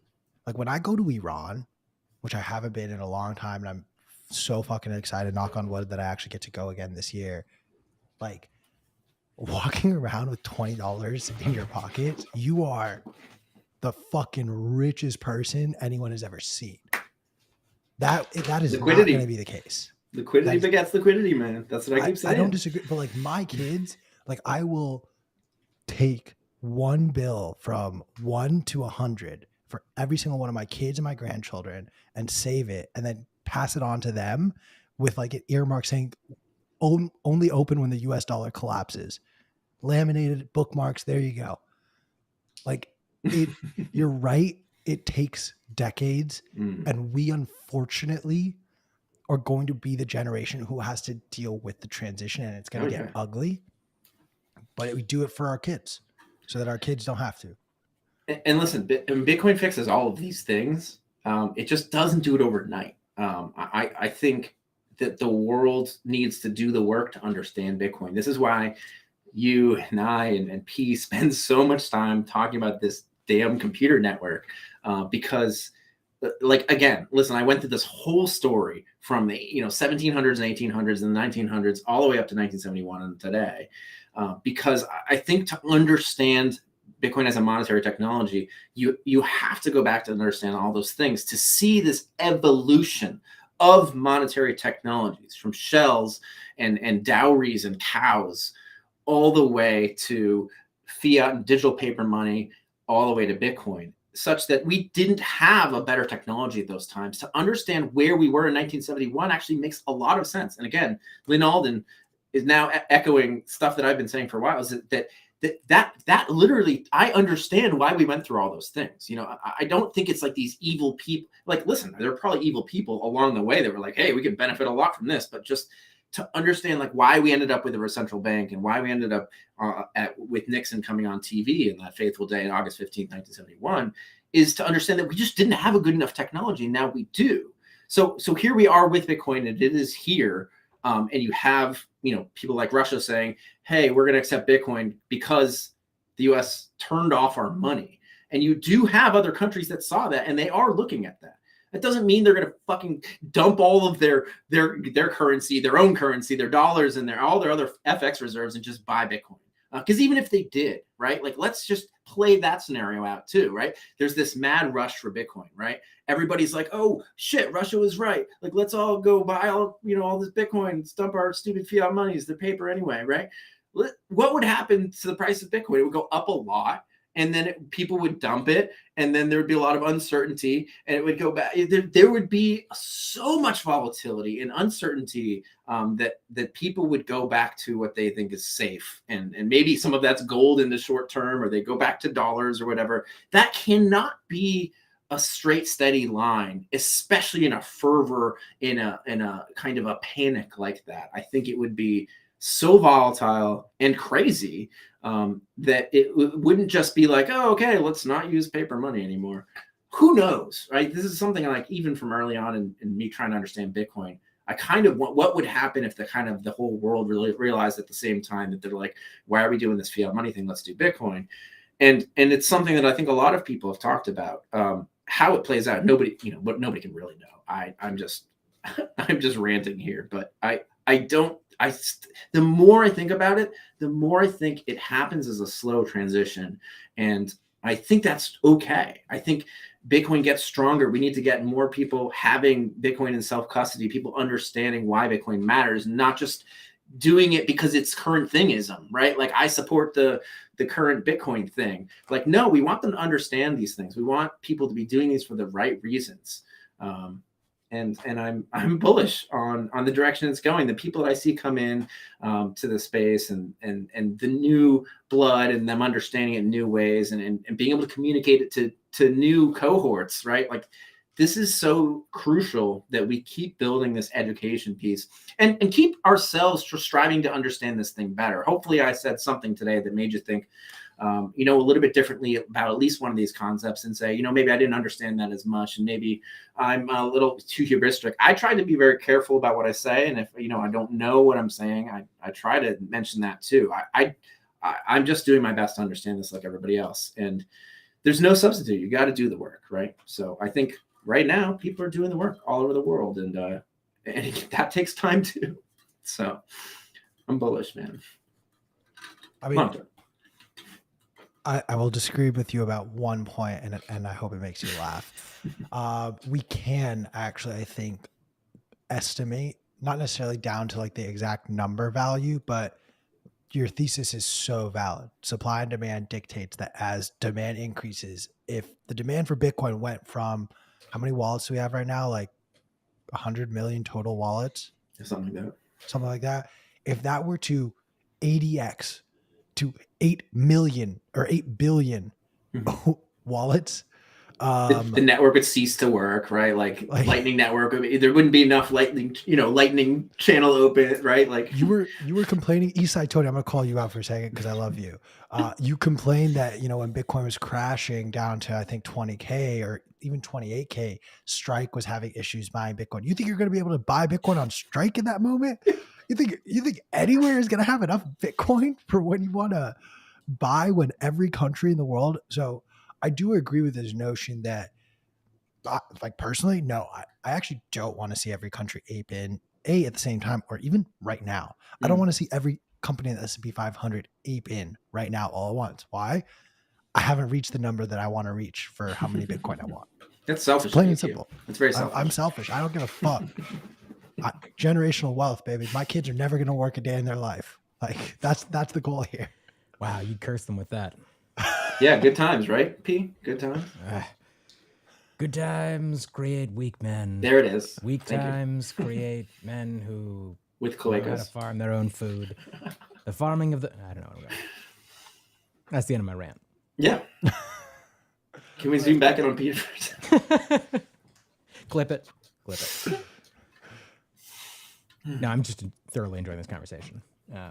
I could keep going down this rabbit hole with you this whole time. Please do. I actually have questions from what the fuck happened in 1970. I'm having too much fun with this conversation. Yeah, let's go into it. Let's go into it. We're just kicking it, bro. Okay.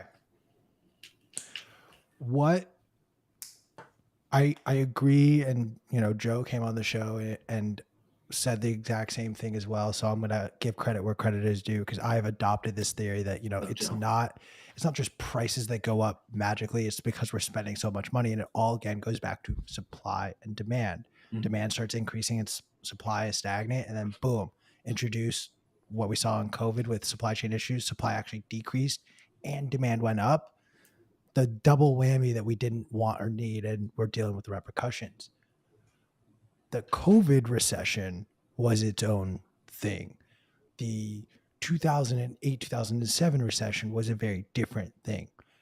What, in your opinion, is this recession going to look and feel and be remembered like? And I know you hate speculative conversations, but I want to see sort of what you see unwinding or being the root cause. 2000, 2001, dot-com bubble, housing crisis in 07, 08, COVID stupidity in 2020. What is sort of that thing that you're paying attention to very closely right now here? Yeah, again, I'm much worse at this particular question than somebody like Joe. I'm not looking at specific indicators. What I'm looking at is that, if the Fed keeps raising rates or whatever, eventually it gets too difficult to borrow money, because all of these interest rate things are connected. They're not directly connected. The Fed doesn't control interest rates worldwide. They're a market actor, and they happen to be a relatively large one. That said, they're not a regular market actor, and they're not like constantly borrowing and selling with consumers directly. They have this weird kind of backroom influence on the markets, but their raising of interest rates and changing the way that they interact with the market, their open market operations, rolling out the balance sheet, things like that, that does have effects on the economy. And one of the things that it's doing is making it harder to borrow money. And I already said that we have too much debt as a society. If you make that debt heavier, like making it even harder to borrow money, I think you'll see liquidations and a lot of the economy that's towards the end, the zombie end of the spectrum, that these companies are operating with more debt than they would be that if interest rates had been higher previously. And now that they're actually getting up to that high, it's like, well, now this business isn't even profitable. It's literally going to fail. So I think business is failing, and that can kind of cascade. That's the real worry,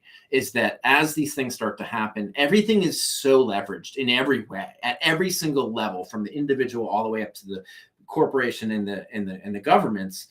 Apple's like the only company in the world that has a bunch of cash. Apple and Microsoft, MicroStrategy, right? Everybody else just has debt and equity and stuff. And as the equity value evaporates, that causes problems in other markets. And as the interest rates rise, debt becomes heavier, and that makes it harder to borrow. And so, like, what can really happen, the real worry for me, is that cascades in some way before the Fed can take action and print or whatever. And there is a breakdown of liquidity in markets that's similar to 2008, but like you said, for different reasons. Q. Again, I'm a fundamentals guy, so I'm trying to understand the whys and not trying to say what the whats are. But that cascade is something that people can understand because they saw it happen in 2008, and that can get out of control, and the Fed would have to try to step in. And like I said, the Fed it's an actor, and it does have some influence, but like, they're not the all-powerful Wizard of Oz. As we found out when we pulled the curtain back, that was just a guy that was pulling a lever and making the thunderclap. And they're closer to that than I think most Bitcoiners would paint them, as this like evil, pulling the strings of the entire economy and driving the whole thing. I don't think it's like that. So at that point, then it gets scary, because businesses are failing, and that affects your job, and then you can't buy as many things, and that affects other businesses, and you can have a recession, and that's when I would see that's like more of this hard landing scenario. And I think in that case, you get more populism, you get more interventionism, you get more UBIism, and those are worse. I'd prefer to see the Fed more try to thread this needle in some way. I think that's almost impossible to do. And what that would look like probably is you'd continue to see relatively high inflation, over 5% inflation, for probably another, 3 or 4 years to ride out what we're in right now, and to absorb some of the monetary expansion that would be needed in order to kind of thread that needle.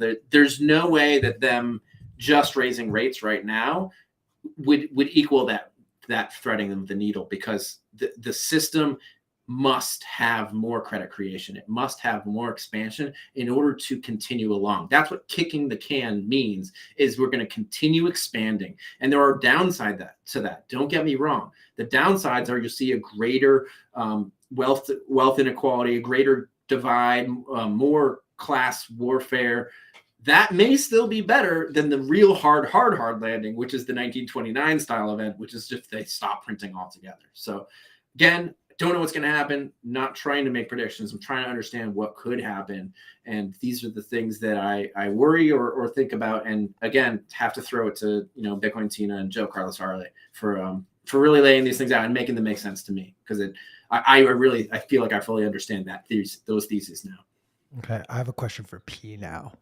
and then I'll return Ben to our conversation, but I want P to feel included. So No, I'm loving this. based on what Ben has said, which would you prefer? A Great Depression style return to society for the sake of a hard landing, or class warfare because we continue to print money incessantly? Wow, those are two fucking terrible options. Yes. Jesus. You've never You're played Jerome Would You Rather Powell, with bro. me. You're Jerome Powell. What do you do? What do I do? Why has God forsaken me? Man, I can't say neither. Nope. It's like Mary Kill. You got to pick. Yeah, you're the king of fuck, marry, kill. Well, guess what? I Would know. you rather? I know. Okay, wait. Repeat the options one more time, just so I Would really you have them locked in my hard brain landing and my into heart. a Great Depression, or continue to print money to the point where you see class warfare? Oh, God. I am going to. I like the framing of this question because it forces a deep analysis, such as it is. And I'll add while he's thinking, and what makes hyper Bitcoinization happen in a better way? Which scenario? Ooh, I like That's that the key. caveat. That is exactly the direction I was going to go with it. So Ah, I'm I not know going the to. No. Seriously, that was where I was going to go. I am never going to choose a Great Depression because that is. Oh my god, that just registered in my head. I love it. Because I don't want to see people, as much as I talk about it on this show, as much as I already have a pallet full of, grade 4D dog food, which I'm ready to eat at any opportunity. I test it out every night. I eat a can. The next day I eat 2. The next day I eat 3. Soon I'll be eating all dog food all the time. By the way, 4D grade dog food stands for diseased, dying, disabled, or dead. That's the quality of meat that goes into dog and cat food and animal feed. Just kiss. Yeah. I don't want to see people having to eat that shit, live in cardboard boxes, under bridges, the mass, soup kitchens, shit like that. I think it's going to lead to just terrible, terrible times. I would rather see the continued inflation, because I think that does ultimately create a situation where we can have this softer landing. I consider myself, I am as much shit as I talk about, the United States, I think it is an incredible, ultimately, or so far, successful experiment in federated systems. The state level system that we have is truly amazing. And I think that Bitcoin actually is the best chance that we have as a world and also as a country to succeed as humans and eventually make it off this planet. So I think that the second option is the one that gives us the best chance of thriving as humans. So I'm going to go with that. And I'm going to say, I hope that it doesn't lead to class warfare, but the forced constraint that you've established, I'm going to choose minimal class warfare, because I would argue it's already happening today. Right now, it's just sort of a cold war rather than a hot war. There's my answer. So You like it, Q? I accept it. I don't Answer like the it, question. and I will tell you. And I will tell you why by giving you my answer. And Chris actually brings up the point that I want to make. While it would be terrible to go into a depression style society, while I don't want to see that happen to our society, Mhm. I unfortunately believe it is a necessary byproduct for us to finally learn some fucking lessons. Because if we just look, both scenarios lead to hyper Bitcoinization. Mhm. One does it faster. But do you want to do it faster and have it fall apart? Or do you want to do it, take your time, get there and get there the right way? By flushing out all of these bad investments, by letting, the depression, a Great Depression would hit all classes. It would not just hit the poorest classes. And in turn, those rich people who have created these fucked up systems and ways of just making money for themselves, they will inevitably be caught in this crossfire. And that system will be viewed as, hopefully, and I am injecting some hopium now into, I'm like Mark McGuire injecting some stuff into my veins to beef up my argument here. But I'm hoping that by tearing down these systems, we cannot or will not allow for them to be recreated. So I do think both scenarios can lead to hyper Bitcoinization. I Mhm. worry that in one scenario, you could actually reintroduce the same issues and almost accidentally hurt the full potential that Bitcoin can reach. Yeah, and I agree, and I think you guys both hit amazing points. And actually, I presented Q's case to Joe when we were, because Joe and I yell at each other on a weekly basis about this stuff. And Joe and I don't agree on everything. I presented exactly that case to Joe. This cleans out the malinvestment. It's the hangover. It's what do you call it when you quit drugs? It's the Detox. detox. Yeah, it's like detoxing everything, right? And that is ultimately good, although painful and in the short term. And he countered, and this is where I finally kind of shifted to his view, which is that what are the things that really worry you the most about society long term is the erosion of our liberties, the increasing power that the state has. And if you have this very hard landing situation, Ray Dalio has a chart of this, and I have it on the website about the emergence of populism. That the one of the worst times for the emergence of populism was 1929. You had FDR came in, and he changed like everything, and he's intervened in the economy, and he was burning crops to change price controls and all this terrible things. My worry in that hard landing situation is that you get this like terrible populist, I would say a reality TV show star, but we already had that as a president. But imagine a terrible president coming in and saying, look, I can save you from all this terrible pain. That's when you're most at risk, is when everybody's hurting the most. And that's when things could get worse. So that's my fear. Again, not telling society what to do, but we're just kind of talking these things through. But I agree with both your cases. Makes sense. It was a great question, Q. Mm-hmm. Let's go down, this rabbit hole, continue down this rabbit hole though. I loved Joe's point. I think I need some more time to marinate in that before I accept it. So I'm on your journey, Ben. Feel free to guide me along and be my shaman there. But going back now to, Just to be clear, Joe Carlasari says it, and you're like, I'm on board. Either of us say it, and you're like, this is fucking bullshit. It's not. It's like. It's a fair thing to say. I mean, Joe Carlasari. Let me explain it like this. Let me explain it like this. As someone who smokes way too much weed, those days where I take off from weed are the worst night's sleep. I have no fucking appetite. It is the worst. And then after day 3, I'm like, oh wow, this is what my brain actually operates at full capacity. So I kind of don't. You're I saying think Joe needs to spend some time smoking weed with me and then go off of weed. That's the conclusion. Okay, got it. Okay.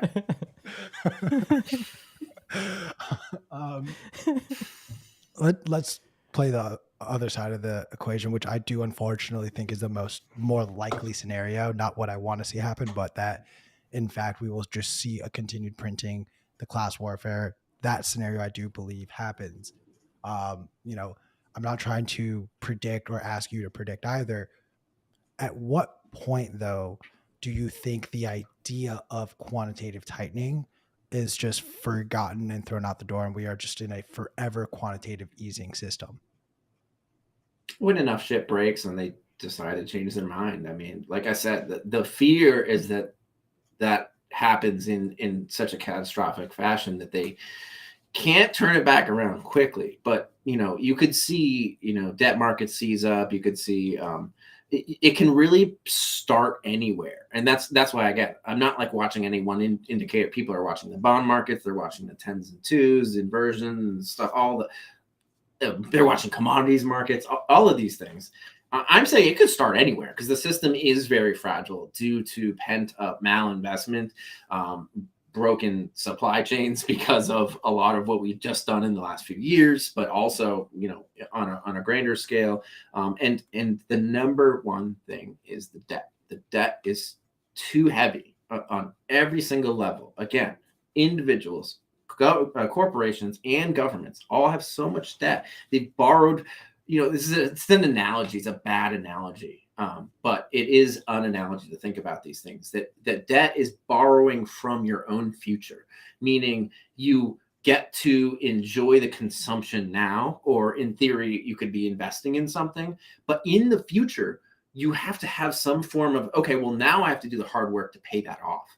But what the system that we have now is we're not really doing that payoff part. And at some point, we have to pay that off. And when these things can collapse so quickly, like what we saw happen in 2008 was a breakdown of trust, and debt is based on trust. And so there was new debt creation, and nobody trusted each other. And that scares me because it can just happen overnight almost, and you never know where or when it's going to show up. And so many things, then it ripples out and affects so many parts of the economy. So I don't remember the exact question you asked, but no, you're answering it though. Keep talking. Well, I think that you could see that happen as it's again they are raising interest rates, and they are doing I don't even know if you can call it quantitative tightening. They're basically not. They're letting bonds expire. So in theory, the balance sheet is declining. They're not buying as much, and they're letting some expire or whatever. You want to call that tightening or whatever, or tapering. But they're not selling. Yeah. Again, so the idea is that they're trying to thread this needle. You have this like massive deflationary force of credit that wants to contract, that people need to do that thing that I was talking about earlier, where they pay off the debt, right? You brought that consumption forward, you brought that investment forward, now you have to pay it off. That is constantly happening. We're constantly paying off debt. It's if you don't have the new debt creation, that the system can unwind very quickly. So if we see the Fed continue along whatever path they're on, you can call it whatever you want to call it. It's the direction, it's the vector that matters. Something will break, right? And the something is also too simplistic. I mean, like, more things will break probably because one thing breaks and it cascades. And you can see this happen in various markets, but it cascades across a lot of markets, because then you get business failures, and that affects the business that they were buying from. And the guy loses his job, so he's not buying from this thing. And it is a cascading of failure. Again, to your point earlier about liquidating that malinvestment, that's what we're trying to do. We're trying to heal the society, but that process is very painful. And can the Fed, that if that happens, if they aren't threading this needle and it breaks down in some kind of cascade, can the Fed then step in and bring things up? Or another way of saying it is, can they find this in between vector where they just kind of perfectly kick the can, and we kind of go on P's case, right? We had the Q case of just stop printing all money today and do the hard landing. Or we had P's case. It's like, well, can we just print just a little bit of money, and then we'll have just a little bit of malinvestment. We'll have a little bit more wealth inequality. It's not so bad. Can they do that? That's really, I think it's really hard to find that angle. So I mean, if they can, more power to them. But it's worrisome to kind of watch it as a market participant and somebody who exists in the world, I guess.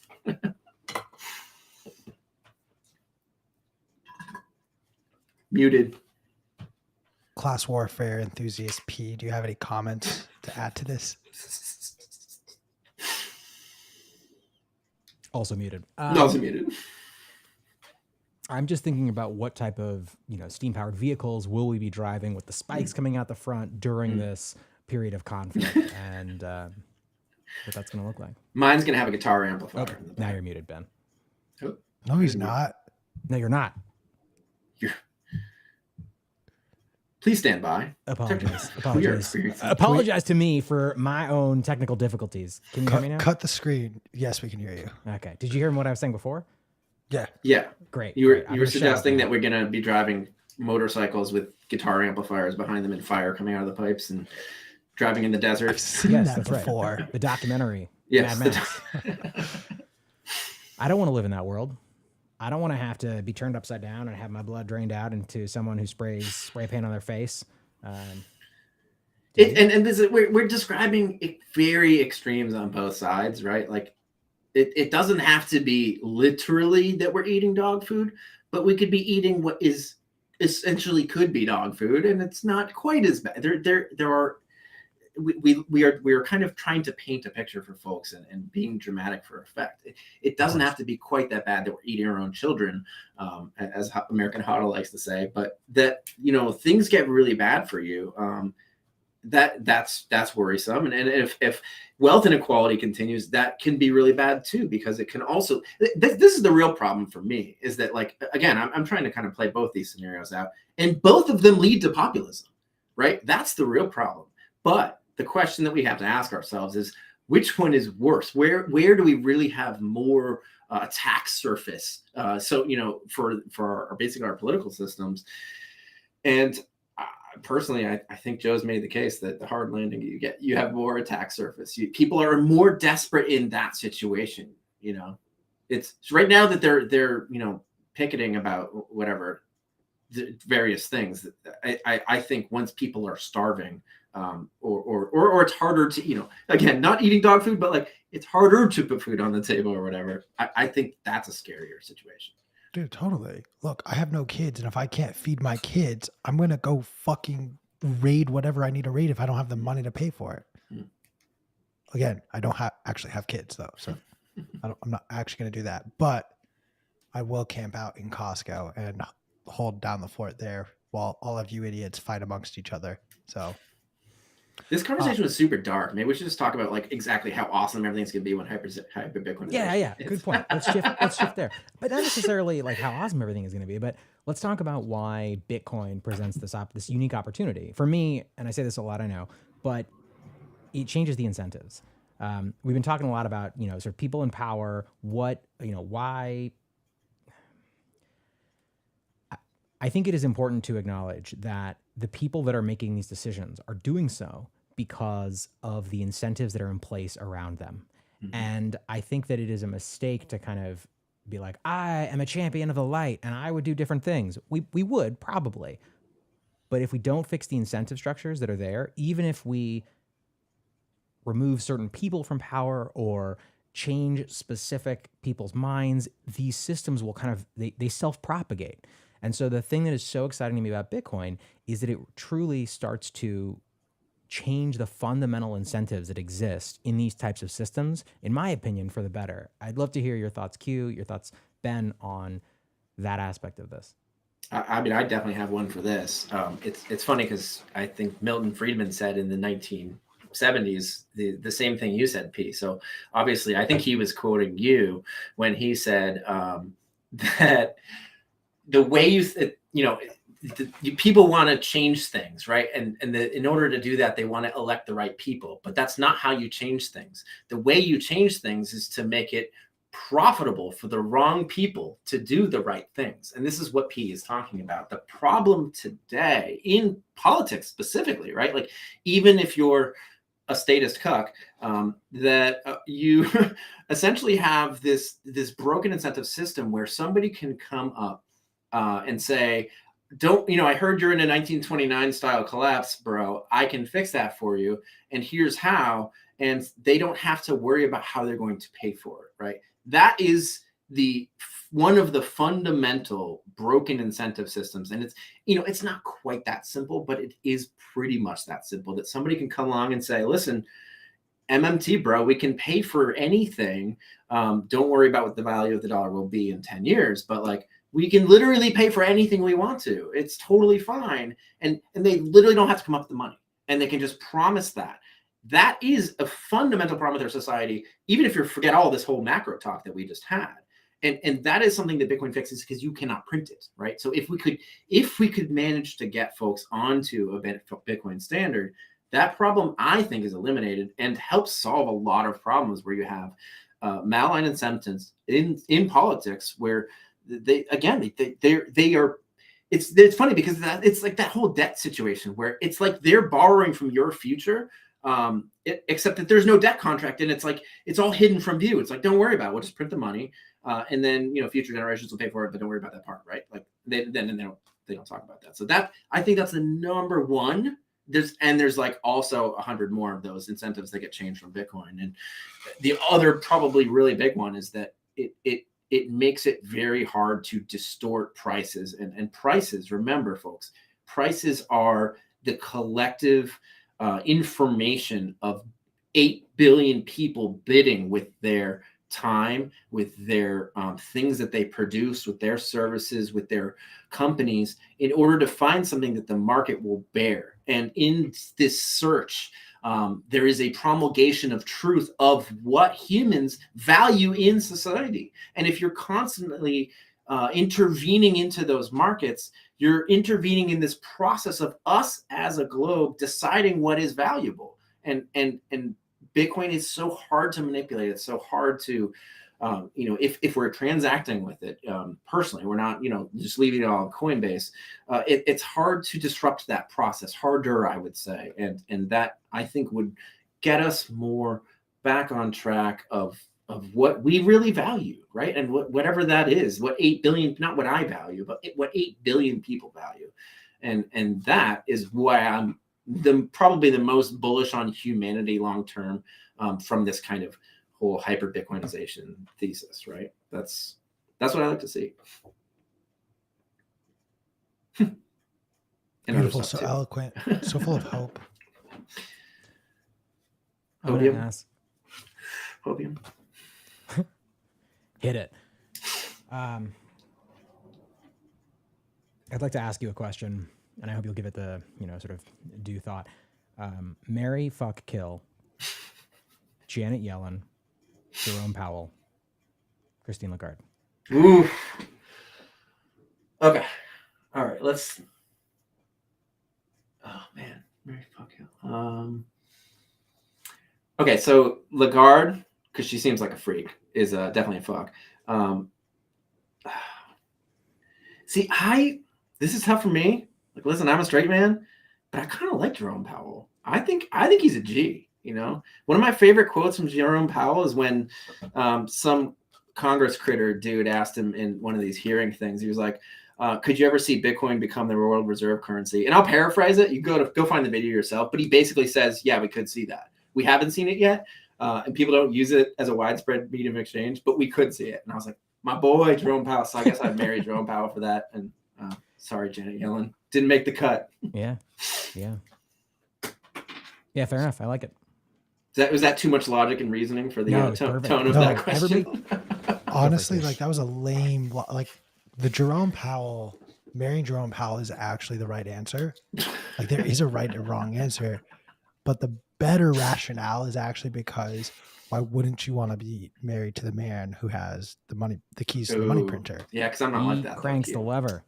Plus, like, Cancillion effect. How much? What is infinity divided by 2? Because if you can print infinite dollars in the divorce settlement, I'm going to get half of infinity. Are we talking about bounded infinity, or finite infinity, or non-finite infinity? And you're muted again. Still muted. Still muted. Here, this is a little game I like to play. Ben, what did you have for breakfast this morning? Eggs. Lots of eggs. And Yeah, exactly. All right.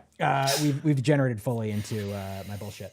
Yeah, we should probably wrap this up. No. So before we do though, bringing it all back around,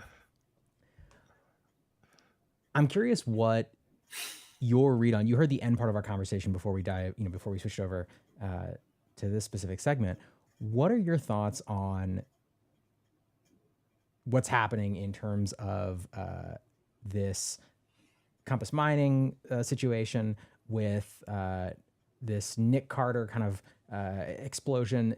Basically, what I'm asking is, what are your thoughts on what's happening in the current epoch of Bitcoin as we are in this bear market, and the things that people are talking about, the social currents that are flowing back and forth? Does this match what you've seen in previous cycles in terms of the not necessarily the specifics, but the beats that are playing out? People, who were heroes kind of falling down and being torn down for good reason, for not good reason. I listen, Pete. I only have one hero, and you're it. You know that, and I don't have other heroes because I slay them. I slay them people constantly because my other hero, Matt Odell, and my other hero, Nick Carter, told me to slay my heroes. So I don't have any heroes. And listen, like Bitcoin is, I've always been a very risk averse person. Okay. So I'm going to answer this in a very ambiguous way, I think. But I think it's, to try to answer this in an evergreen way is hard. So I'm going to try to be precise with my language. That Bitcoin, for me, is the best risk reward trade that I can think of in the whole world, right? It's like, oh, could I grab some, small market cap tech startup company and make, 50x or whatever if I was a accredited investor, which I'm not, and that would be a better trade than Bitcoin in some sort. Yeah, absolutely. I'm sure that those trades exist. That's not my point. I'm saying risk reward trade holding Bitcoin itself is the best option for me. It's the lowest risk and I think the highest reward and the best balance of those two. Anything we do beyond that, whether it be investing in shitcoin companies, investing directly in shitcoins, even mining itself, or there's the BlockFi thing too, and all those lending collateralizations. I've spoken extensively about these lending things. You can go find them. You can DM me and I'll send you some links. I've done it on what Bitcoin did with our sponsor BlockFi. All of these things are risk plays. Okay. And there are trade-offs there that people are deciding to make. If you want to mine and you want to use one of these companies, you're going to get certain trade-offs. It might be a lot easier. It may not be loud in your house. You won't have to build anything. You won't have to manage the physical space of the thing. And for that, if it's not your miner, it's not your hardware, not your miner, really, right? And that's a trade-off that some people are going to make. I don't know what's happening with Compass, to be honest with you. They are still a sponsor of the show I work for. I think in theory that business can be sound. It's probably a really hard business. I think they've had a lot of challenges. I can see it not being a scam. I don't understand why people are like, it's a scam. Certainly they had a lot of challenges. So I don't really know what's happening with that. I have no inside information on it, and I don't know which direction it'll go. It's a risk play, just like the lending platforms are. And I've spoken extensively about this. I think what BlockFi is doing is interesting. I think they're trying to figure out what a Bitcoin bank would be, right? And I told you earlier, I don't think fractional reserve, again, is the enemy. The enemy is the lender of last resort. However, you take the lender of last resort out, then the risk is much more prominent and localized to individual institutions. And I grilled Zach about the business itself on what Bitcoin did. So you can go check that episode out. It's from almost 2 years ago now. No, almost a year ago now when I first joined the show. And those are risk plays, right? Like any of these things is adding more risk than just self-custodying yourself and hodling Bitcoin. And I don't fault anybody for doing any of those things. And I think that anybody that's promoting them without talking about the risks as well, right? Like, listen, like I wouldn't promote some altcoin that I thought was just like complete malinvestment in riding some, strange hype wave. But if people think that, listen, like I think, the Nick thing, what I think I've talked with him once about this, and I think he said he's pursuing things that he thinks that other people are valuing or whatever, and he's an investor. I don't really care what he does with his money. I consider Nick a friend, so you can take this with a grain of salt. You can cancel me or whatever, but I think Nick is a brilliant thinker. He's written some of the best pieces on Bitcoin. I still cite them to this day. And I think he can also do and say things that I disagree with and invest in things that I don't necessarily like at all. So I think the whole slay your heroes thing, maybe we should kind of expand that into people aren't just one thing. You know, that there can be nuance to a person. There can be things about the person that I like and that I don't like as well, right? So I don't know. I think that there's so much malinvestment in crypto that we don't even have enough time to get into the conversation that I would have around if there's any nuance around these like quasi equity tokens and if it's a new way to fundraise, because I don't think the tokenomics work on those things anyway, and they're built on foundations of sand or quasi decentralization. So I'm, you know, again, there might be a nuanced conversation in there somewhere. I personally never recommend buying any altcoins except Bitcoin. I think Bitcoin is a monetary phenomenon. I think Bitcoin has won the monetary war, the monetary narrative. Nobody's releasing a new XRP or a new Nano or a new friggin', people are probably Googling these currencies now. Nobody's releasing a competitor directly to Bitcoin anymore. They're trying to build something else. And that's still something that maybe we don't know, or probably it's all built on sand. You know, I maintain that position, but I'm a monetary maximalist. I think Bitcoin has clearly won that. So if people want to invest in other things, understand that they're extremely risky, and I think they're probably all shit. But yeah, so I don't know. I don't know if that answers your question or not. Again, I like Nick. I'd hang out with him. I'd probably give him a hard time about some of the things he's invested in, but he makes a lot of money, so good for him, I guess. And I think he's done a lot of good things for Bitcoin too. So he's done, let's say, maybe he's done negative things, and he's also done really, really positive things for Bitcoin. So I think there's nuance. Nuance exists. Deal with it. Thank you so much for joining us. We're just at about time. I have thoroughly enjoyed this conversation. Me too. Yeah, it was great. Q, anytime. Any last thoughts before we... No, I mean, we'll just give Ben the last word, but I'm putting you on the spot and saying you're coming back on the show. You don't really have a say in this, so just be prepared. Yeah. I say this about all the people I bring on these days. It's almost like you have good taste in the guests you bring on for us to chat with. I wouldn't go that far. There was that one guy though, Pete. No, I'm just kidding. I don't know. One guy. I don't want the last one. Okay. All right. Shill whatever you need to shill. Tell people where to follow you. Like how can people stay up to date with all your big brained ideas? Oh my God.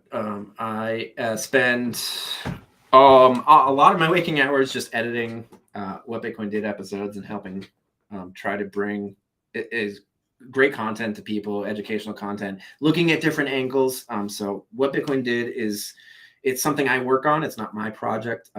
It doesn't represent every single view that I have. But I think we have a very broad discussion. So I definitely recommend at least checking out some of the episodes. We've released some really great ones this year. I am on Twitter at Mr. Cool BP.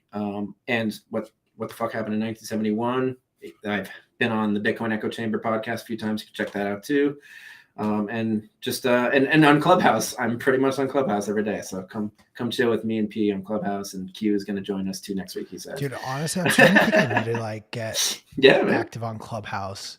Everyone keeps talking about how like the rooms of Clubhouse are just better than Twitter. You can come listen to that 100%. Tina and Joe Alpha with me every day, dude. I have Clubhouse. I've genuinely never used it before, so right. It's happening. Q, we're doing We're doing it. An appearance on Clubhouse. All right, my friends. All right.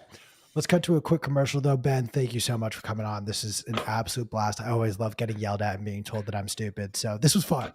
In all seriousness though, we'll have you back soon enough. We're going to take a quick commercial break. And guys, we are joined by none other than the minds behind Bitcoin Magazine Pro, Dylan LeClair and Sam Rule, for their most recent report on all the ongoing contagion in the market. So stick around through this commercial break. You're not going to want to miss it.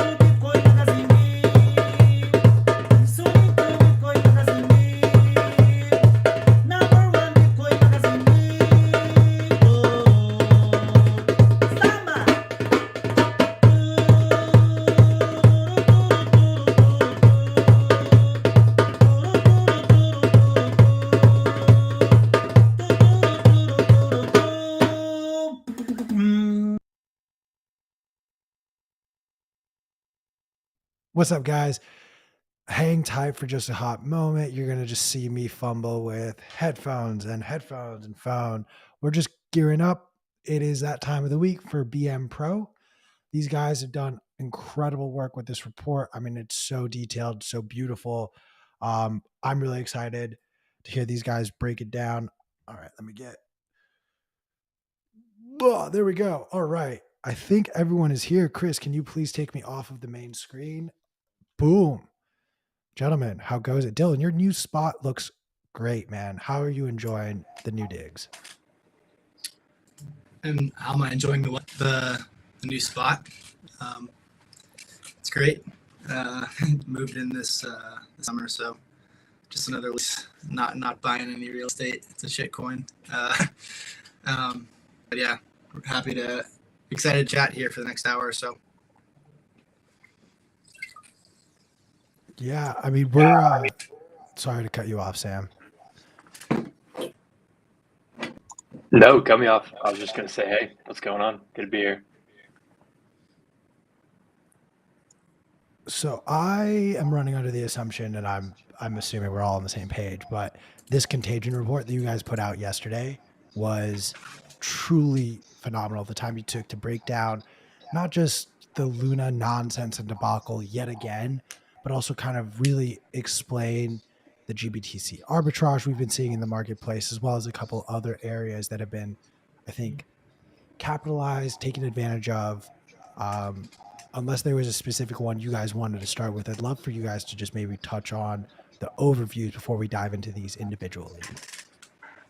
Yeah, I guess I can start. So the report was a lot of kind of not reflecting, but going back and covering a lot of the stuff that we have written about a bunch before, and just really kind of summarizing it in one place. There wasn't too much kind of groundbreaking analysis or what's it called, like predictions for the next house of cards to tumble or the next company to collapse. It wasn't so much that, and there was some assumptions kind of baked in there, but it really was just a broad review of how we got here, the reason that Bitcoin is trading at 20K, the reason why we've seen this huge kind of unwind occur in actually a pretty spectacular fashion, and what led to it. What led to Celsius closing their doors, halting customer withdrawals and deposits, withdrawals and trades. Why BlockFi is needing a bailout, why Voyager's needing a bailout, how Three Arrows Capital blew themselves up in more or less a fraudulent way. So the report was essentially just kind of detailing some of the events that got us here, from spanning back to all the way to the 2020 start of the bull market. And so I don't know if you want us to dive into anything in particular in terms of like the trades or the ARBs or whatnot, but I guess the summary, just to hop to the end real quick, that the conclusion of it is Bitcoin denominated yield isn't actually yield, and the kind of reason we're in this sort of crisis, aside from the macro environment, aside from the dollar appreciating its risk, is that you had a whole bunch of people and a whole bunch of companies treating yield or offering yield products when it was always an unsustainable idea.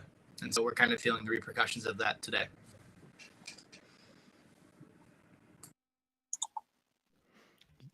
Sam, I'll let you comment, and then I will say I would love to dive into just each of these individually if you'll entertain me. No, I would only add, I mean, Dylan said it well. This is just kind of an overview of a lot of market dynamics that started back in this kind of 2021 bull market. And we can get into kind of some of the GBTC trades, the arbitrage, the yield, and how quickly all of that, pretty much collapsed, along with, we don't get into really much of the macro picture here, but you have, this turning tides, liquidity, macro, global picture unfolding. Why all of this in like the space, Bitcoin, crypto specifically, it just amplifies everything. So it's just really kind of cascading waterfall effect, and a lot of it unwound pretty fast. And in the end of the report too, and we're releasing this to everyone on Friday. Just had released it to paid subscribers yesterday. Also just offering like a full timeline of all of these events and all of these companies that are playing out, so we can get into some of that as well. Let's kick it off with the GBTC arbitrage because GBTC is in the news a lot right now to try and become a spot ETF, but I don't think a lot of people really understand what their offering is. Can you guys break this down? You've done an excellent job before we dive into the arbitrage opportunity there. Like, what exactly is GBTC? Yeah, so apologies for anyone that's familiar with the arbitrage or the product, but I guess just a brief overview. We went to make the report very normie friendly, for lack of a better term, just able to be digestible, able to be digested just by the average kind of market participant or someone that's not in the weeds, kind of understanding the ins and outs of all this. So Grayscale Bitcoin Trust, it's been around since I believe 2015, was the first kind of Bitcoin exposure that was available in public markets. And basically you can go bring $100 to, or obviously any amount, but of dollars or Bitcoin to Grayscale, and they'll give you shares of GBTC, an equal amount of Bitcoin or value, and those trade over the counter. The only catch was, or is rather, that those shares are locked for, it was previously a year, and then before 2020 got amended to 6 months. So, and unlike ETF, they don't trade at exactly par value. So for the longest time, and we have the visuals in the report, for the longest time, those shares traded with a super large premium. So what you could do is you could, and especially this trade exploded in popularity in 2020, you could bring Grayscale money, say it's trading at a 20% premium, you give them $100, you get $120 of GBTC market value, and it's locked for 6 months. And so kind of in the 2020 bull market, Grayscale already owned, I think, around 250,000 Bitcoin at the start of 2020. And Bitcoin's obviously much smaller in size and liquidity, but there was a premium there. And post kind of COVID 2020 financial market meltdown, the Bitcoin narrative caught on really strong. That premium was still there. And essentially a ton of people, a ton of funds really piled into this trade where they'd bring, even if they had no Bitcoin interest, they'd bring Grayscale dollars, bring Grayscale Bitcoin. It would turn into shares of GBTC. And what you could do, there's two different kind of trades you do, or maybe three, I guess. You could bring your money to Grayscale, you get GBTC, and you could short some Bitcoin exposure. So if you had access to CME futures or a Bitcoin derivatives exchange, and a lot of the TradFi funds don't have access to the native Bitcoin exchanges, derivatives exchanges. But say you could short CME futures, Bitcoin. But well, then you're capturing with a delta neutral strategy, you're capturing the premium as a yield. Right? So if it's a 20% premium, you short Bitcoin futures and you along GBTC, then you stand to capture that spread at the end of 6 months. What you could also do is buy the premium, you wait for the 6 months. At the end of it, you sell your GBT, you buy Bitcoin, and whatever that premium was at the time you sold it, and you buy Bitcoin, and let's just forget about taxes for the moment, you would capture a Bitcoin native yield. So you have exposure to Bitcoin the entire time, but as long as there's a premium at the time you sell it, at the end of the 6 months, then you can capture a basic alpha on top of Bitcoin. And then some funds, just because they didn't hedge whatsoever, and these guys, ironically, the ones that were quote unquote irresponsible and didn't hedge for that 6 month time lock, as GBTC turned in, the premium turned into a discount in around February. It was really just like a lot of funds at the end of 2020 wanted to mark up their books. So they brought money to Grayscale, immediately marked up their books at 20-25% premium. And it looked good for like year-end reports and whatnot. And even though the premium turned into discount in February, 6 months later, Bitcoin's still in the 40,000s, and they sold for a pretty big gain. And so right now, obviously, that GBTC premium is not premium, and is its deep discount at around 30%. And given how much Bitcoin actually Grayscale holds, we think that there's quite a significant market impact on spot Bitcoin. Because you essentially have 650,000 Bitcoin, a derivative or a trust or a product out there on the market, able to be purchased for around, equivalent to say $14,000 Bitcoin. And so that's a pretty big overhang at the moment, and it's kind of like the reverse of 2020, where Grayscale purchased 4,000 Bitcoin, and it kind of supercharged the bull market. Now we see the hangover effect of all this, where there's that this product that's not as liquid, not as portable, and obviously not censorship resistant. That's kind of weighing on the exchange rate of Bitcoin as it's this incentive for any institution that wants exposure. They're not going to go buy Bitcoin. They're just going to buy GBTC, for equivalent price of $14,000 Bitcoin. And so obviously an ETF would change this, but I have no confidence, or actually I'm, not confidence, but I have no hope rather that Gary Gensler and the SEC is going to approve of a spot ETF, especially after the last month or so of craziness from the crypto industry.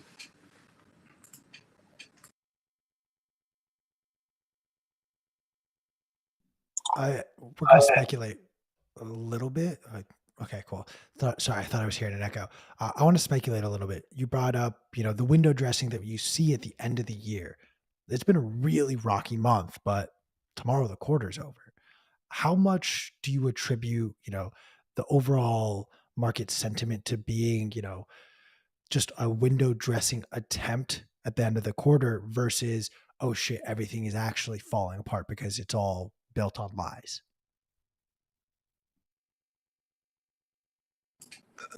Can you repeat the question? Or maybe Sam, you want to hop in? I didn't really catch the end of it. How much? Yeah, Oh, go ahead, Sam. No, I guess here's like kind of your question is like, what if we're just like speculating here, like hypothesizing what of like the latest price action is more like window dressing, or like that it's mostly downside to come. Maybe if you want to rephrase, that could help. Yeah, I mean, I think you said it better than I even asked it, but essentially that there's a lot of downward pressure, it seems like, coming from all aspects of the market. I am keeping an eye on the calendar, and I see it's not a coincidence. You see this at the end of quarters consistently across industries. And I'm just curious if there may just be this added pressure. And I say added not to negate, the unwinding we're witnessing of the likes of Three Arrows, Celsius, and so on, but rather an additional downward pressure that's led us to feel this gap widen, caused by window dressing, caused by a downward selling pressure to end the quarter, making a portfolio look the way it needs to look. Yeah, totally. Gotcha. Yeah, I mean, it's a good question. In terms of like the mix, it's probably pretty hard to quantify unless like you're really deep into like rebalancing like portfolio flows, saying measuring what level of impact that is. And I've seen some of that like on the equity side, but maybe not so much on Bitcoin. And I think that was a big narrative of the end of the year too, into December, of like, why are we getting this extra kind of downside pressure that looks like more of a beta move that is separate from equities, and a lot of that being positioning and rebalancing and potentially tax harvesting around that time too. So it's certainly happening and going on. Hard to say to like what extent, but I guess I would say like how I think of it. I mean, even if it has kind of an impact or is amplified in some ways, that there's just more, whether it's the forced liquidation moves and we just saw from kind of all of this contagion blow up happening right now, or still kind of like positioning to not necessarily quarter end positioning to sell, but positioning through the rest of the year for risk assets to change too, kind of on a higher level, or just like this general connection that Bitcoin moves in these economic cycles that it can't really avoid. So like when we have big booms and busts and contractions and recessions, and put out a piece last week of looking at that versus like the PMI as one economic indicator, those forces are just kind of much larger. So I don't think unless maybe it's kind of like a significant end of the year move or the narrative seems really strong, you can start seeing that a lot of people like push that out in data, that I don't put too much weight maybe into the rebalancing or kind of impact that has kind of short term. I'm just simply going to point out, for everyone who is listening over on Twitter Spaces, feel free to pop on over to YouTube where you can see all of our pretty faces. Dr. Jeff Ross, thank you for watching, pointing out that the huge volume last Friday, just in the equity markets broadly, was related to court, or most likely related to quarterly rebalancing. So while it's happening in the equity markets, TBD if this is actually spilling over into Bitcoin. Let's flip it fully back now to GBTC. I appreciate you guys entertaining my wild ramblings from time to time.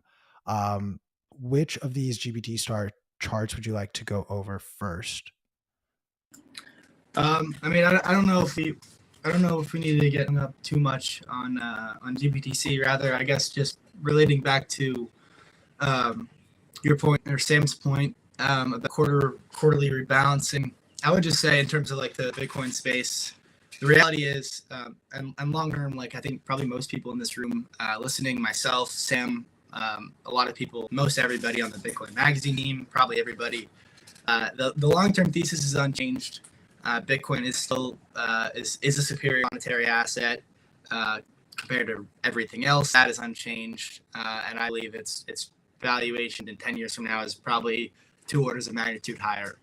Over the short term, we have this entire industry essentially imploding with leverage cascades. I don't think it's necessarily done, although we might be safe for the moment, for the time being.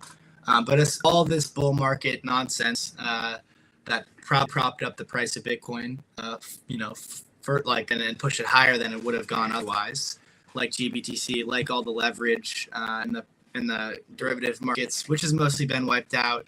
The DeFi complex, that all hasn't been wiped out.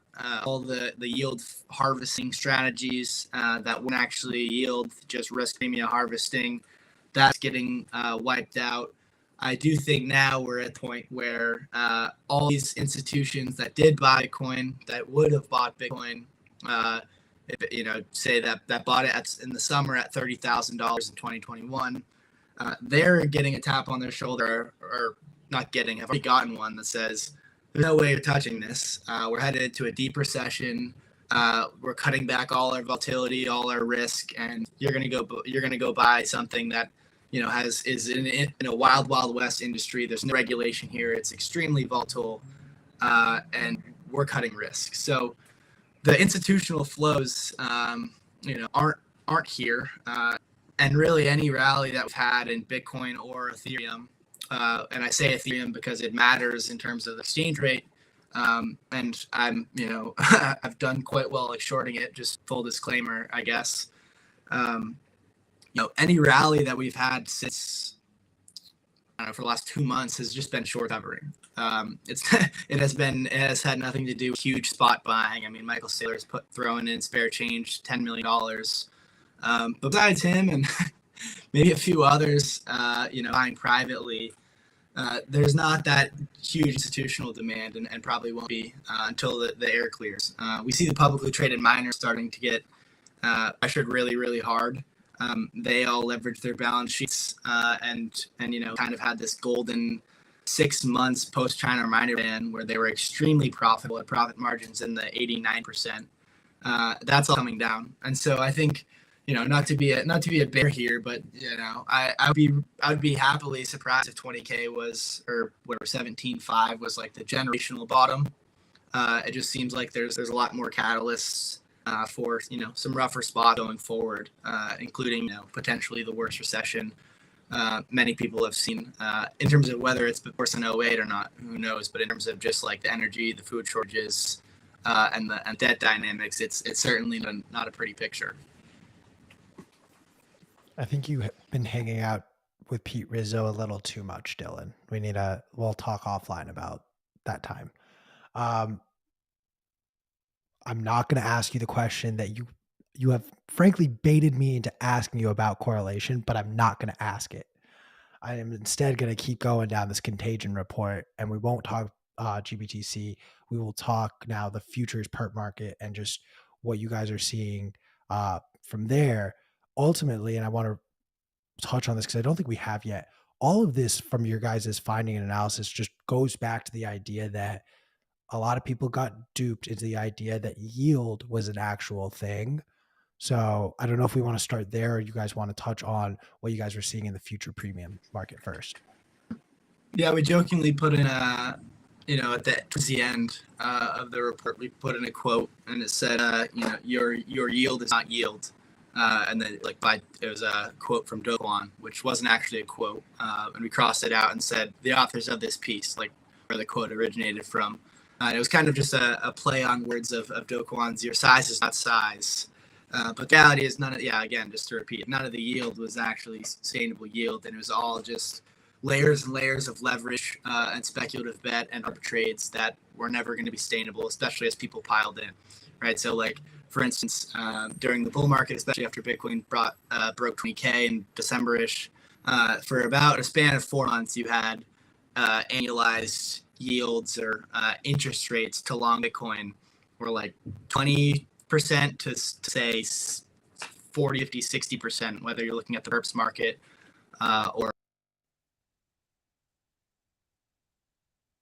or like quarterlies, as well as the yield being market neutral. And so all these yield arm firms like Celsius and BlockFi could make it during those market conditions, but ultimately all that variable APR to long Bitcoin was never sustainable. So now, I mean, the GBT's done that annualized rate to long Bitcoin. Like you can look perpetual funding rates or the contango, which was a big word in 2021. The price of futures above the spot market, all that's basically gone. All that arbitrage is flat, and the derivative, the liquid derivative market, not the off balance sheet stuff like Voyager and Three Arrows Capital, but all of that has been wiped. And so, yeah, I guess I don't know if Sam has anything else to add, but I think at the bottom you're going to see, basically the opposite of what you saw in the bull market, which is someone has their echo. I don't know whose that is, but yeah, there you go.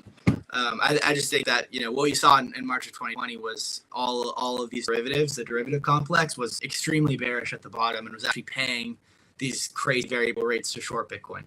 So I think that's what I'd probably see, or what I am expecting to see, whenever we bottom out hard in the next 6 months or so.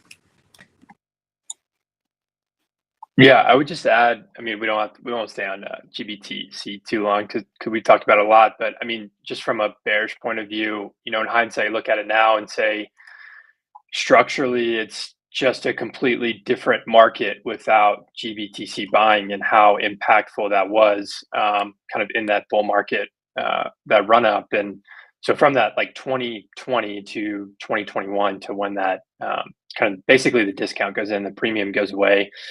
They bought 394,000 Bitcoin added to the trust, which is close to about 80% of the new issued supply that came out there. So, that whole bull market is just completely fueled with the arbitrage, the speculation, some of the institutional demand too, and the investor demand coming in. But now we're just completely without that. And to Dylan's point earlier, like when people think about buying Bitcoin now, and let's say that they don't want to think about the self-custody route or the censorship resistance piece of it, or it's in a portfolio or an investment decision where they can't buy spot Bitcoin that way, that $13,000, $14,000 GBTC discount to exposure also looks pretty promising if you're weighing the odds of what spot approval looks like. But I would just add to Dylan's point on these perps funding rates and the kind of futures cash and carry, the contango trade that was there. We've got a chart on that. I think might be shown on the screen. That's essentially like that these rates just get essentially decimated over time. At the beginning of 2021, you have these arbitrage spreads where, especially in the cash and carry trade, you could be making something of 15, 16% at the start of the year. And during like that peak bull market, kind of into March too, that was 40, 50, 60% at times. So, I mean, that's really the rates that people saw some of those arbitrage opportunities and piled in. And on the back of that too, that's what a lot of the lending yield shops were playing in too. I mean, that's why, we've seen consistently over like the last 2 years, these lending yield shops, their rates getting completely compressed over time because this arbitrage essentially arbitrage away. It wasn't necessarily sustainable for the market. It's kind of like the short opportunity that becomes efficient as time goes on. And so now when we look today, I mean, these are like basis points of what you could get. Obviously, the trade is more appealing, kind of the contango trade where futures is getting out of whack with spot price during bull market. But, these markets are getting more efficient too and kind of arbed out in the same way. So, a big part of this is, the pressure in terms of like the contagion is like as these rates get compressed, this arbitrage opportunity goes away, this, quote unquote yield that was out there to support this, right? Loaning your Bitcoin to these shops so that people could take on these strategies. As that gets pushed away and falls off, these shops want to maintain yields. They want to maintain the retail user growth. They've got to go out and search for other opportunities and kind of yield strategies, if you will, risk strategies. And that's kind of, at the same time, this is where the Anchor, protocol, the UST, the Luna project comes in and offering 20%. So kind of in the back of like all this getting compressed, you have this, quote unquote 20% yield that's coming into the market that looks more appealing. And, obviously it depends on the shop. Like someone like Celsius, we can see put a lot of capital into Anchor, so did 3 Years Capital. And it's not as clear as maybe some of the shops like BlockFi and others on essentially what they were doing. I think that's just a transparency issue overall, but essentially as that rise, the shops get pushed a little bit more out of the risk curve to serve their users and serve those interests. Okay, I know, and I need to unmute on Twitter. I know how much you hate these line of questionings, but entertain me for a moment and I'll tee it up so it's a lot easier to answer rather than giving like a direct yes or no. Let's play with probabilities on both sides of the coin here. GBTC is obviously attempting to, and has for a while now been attempting to change to a full-blown spot ETF. What effect do you think that would have in the short term on Bitcoin price, percentage-wise, positive, negative? Like, what are your expectations at if that were to go through? I mean, it's not going to happen. So, at least not this next Okay, approval. Gary or Gensler next died. Someone else that's pro Bitcoin is now in charge of making that decision.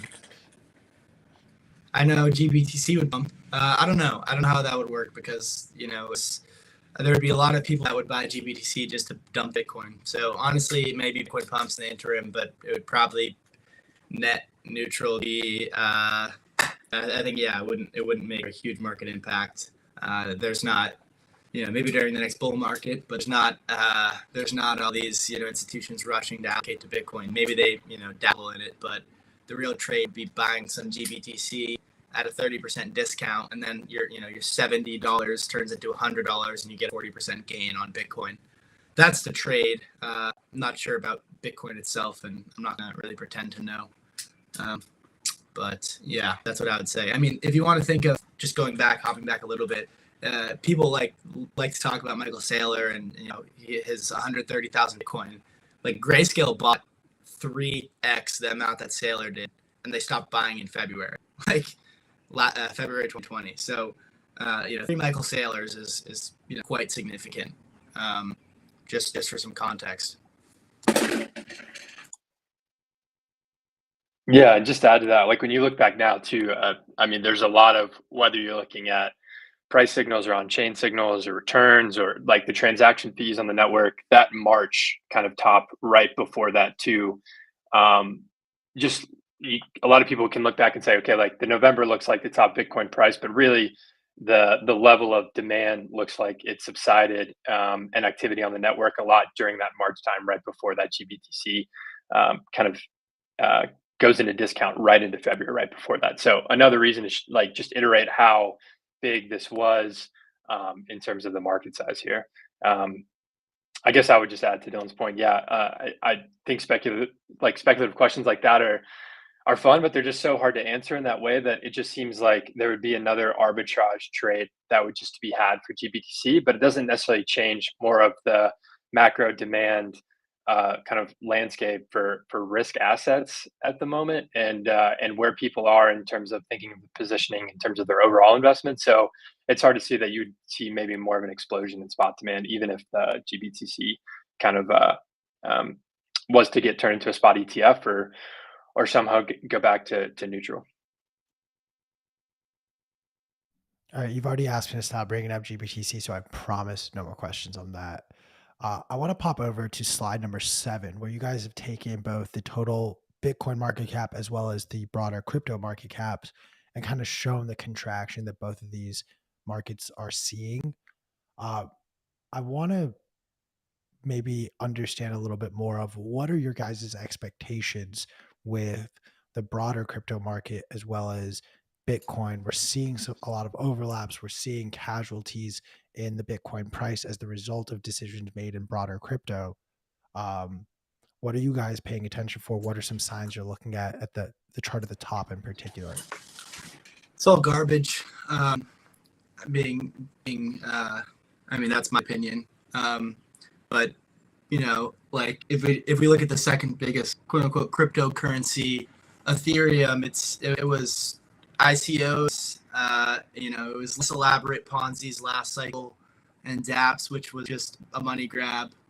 This cycle, it's just basically liquidity pools, swapping assets to trade and lever up, and DeFi protocols to trade and lever up. Certainly, it's cool that you can remove a centralized institution to get leverage, but I personally don't think Ethereum, despite being the most quasi decentralized of the smart contract protocols, I think it has a huge embedded monetary premium. I think I'm super bearish ETH BTC at 0.055 or whatever it is. It's ridiculous. It has 50% market cap of Bitcoin over the long term, I think. And so, yeah, I mean, a lot of the crypto, like I hate Bitcoin dominance as a metric. I mean, I guess you can look at it for fun. Sometimes I do as well. But there is no liquidity and besides Ethereum has some liquidity, but besides that, the rest of it has no real buy or sell side liquidity. And that's why these, they've already bled out 90%, 95%. And so, the total crypto market cap of like $1 trillion is actually a lot less. If you look at just what happened in the wake of Three Arrows Capital going insolvent, and all of that collateral being liquidated, I mean, they had however much they had, probably a few $1 billion of sell orders, and the total crypto market cap dropped by $500 billion, right? So to think that there's, or I don't know, that was top of my head, like a napkin math, but to think that like there's actually the total crypto market cap was $3 trillion ever in real liquidity is nonsense. And obviously, it's probably same with Bitcoin, but to a lesser extent because it actually has some real buy side liquidity and sell side liquidity. And it's actually it's just a monetary asset. It's not a Rube Goldberg machine where you can spin up elaborate scams and Ponzi schemes. And so maybe that's a little bit pessimistic, and I certainly don't discourage anyone from building, but from what the market's shown over the last 5 years, most all cryptos have been just kind of elaborate insider pump and dumps and rug pulls. And so, yeah, I mean, I'm quite bearish on the crypto space as a whole, and especially post kind of Luna UST collapse. I think what that showed was a lot of the quote unquote smartest people in the room, the experts, the smart investors, really had no idea what they were doing. Locked vested Luna, like Barrows bought $500 million of Luna that was locked for years, 3 days before the collapse, right? So like, and these were supposed smartest guys in their room. Novogratz got a Luna tattoo, and he bragged about exiting before the collapse. Like, weird brag, bro. So maybe that's a little bit harsh, but like, this it's a lot of vaporware, and yeah, and Bitcoin, I think, there will be another cycle of vaults. There will be another cycle of kind of nonsense on a blockchain getting bid to extreme levels. But yeah, I mean, I think Bitcoin's real innovation here, proof of work, and immutable property rights, and then the rest of it is kind of latching on and riding the liquidity tide.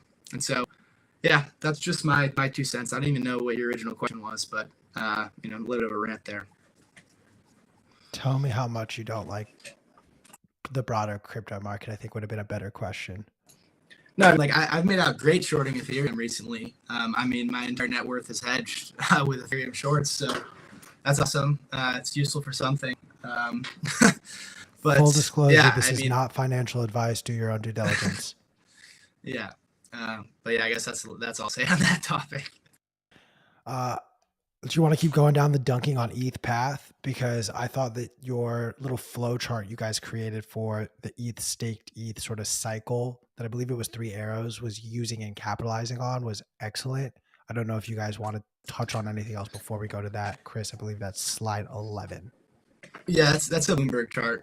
But I mean, this was like the another arb trade in DeFi. It's just like it's tech debt layered on top of real debt, layered on top of illiquidity risk. It's just, I mean, they deserve to blow up. I mean, these guys the 3 arrows capital apologists are just it's unbelievable in my opinion.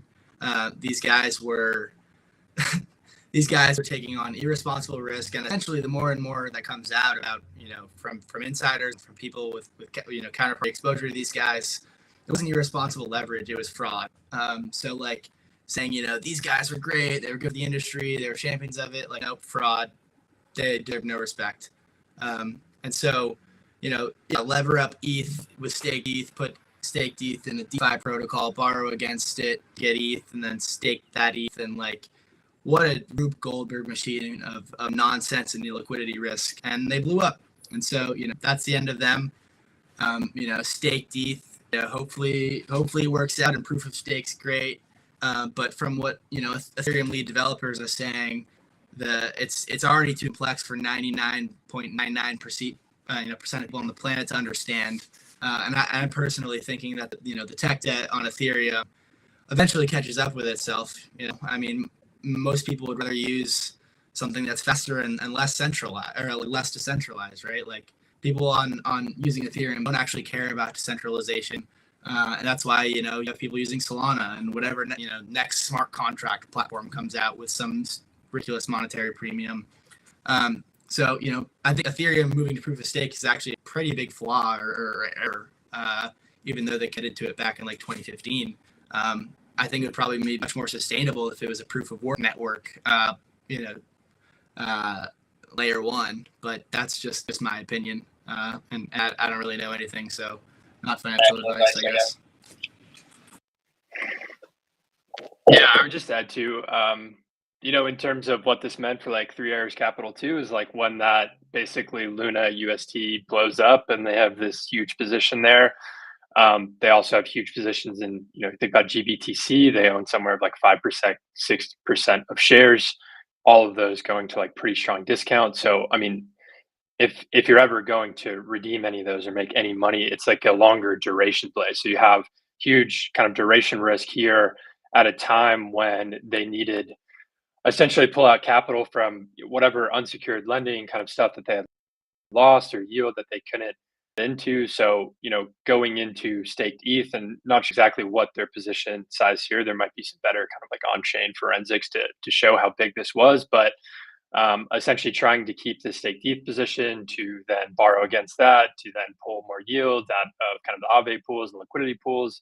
But then also having this huge position of staked ETH that's kind of turning away from its peg for a lot of reasons. One of those being that, staked ETH being locked up Ethereum essentially till the merge happens. So there's a risk as that peg kind of widens that there's a bigger market risk of the merge actually happening in there.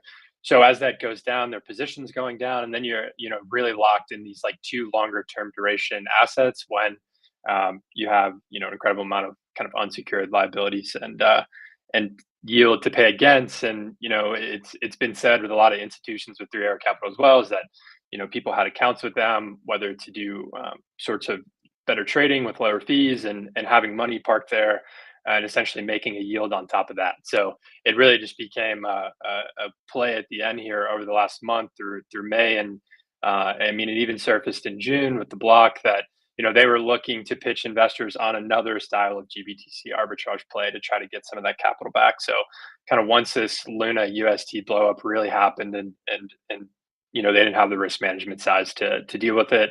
A lot of these duration positions they were in just kind of perpetuated that even worse. until it kind of its final blow up. So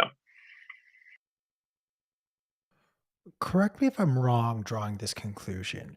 It feels, especially when you involve this sort of yield product offering or whatever we want to call it, that type of product, that type of idea and mentality is rooted back in the fiat system that Bitcoin is supposed to break away from.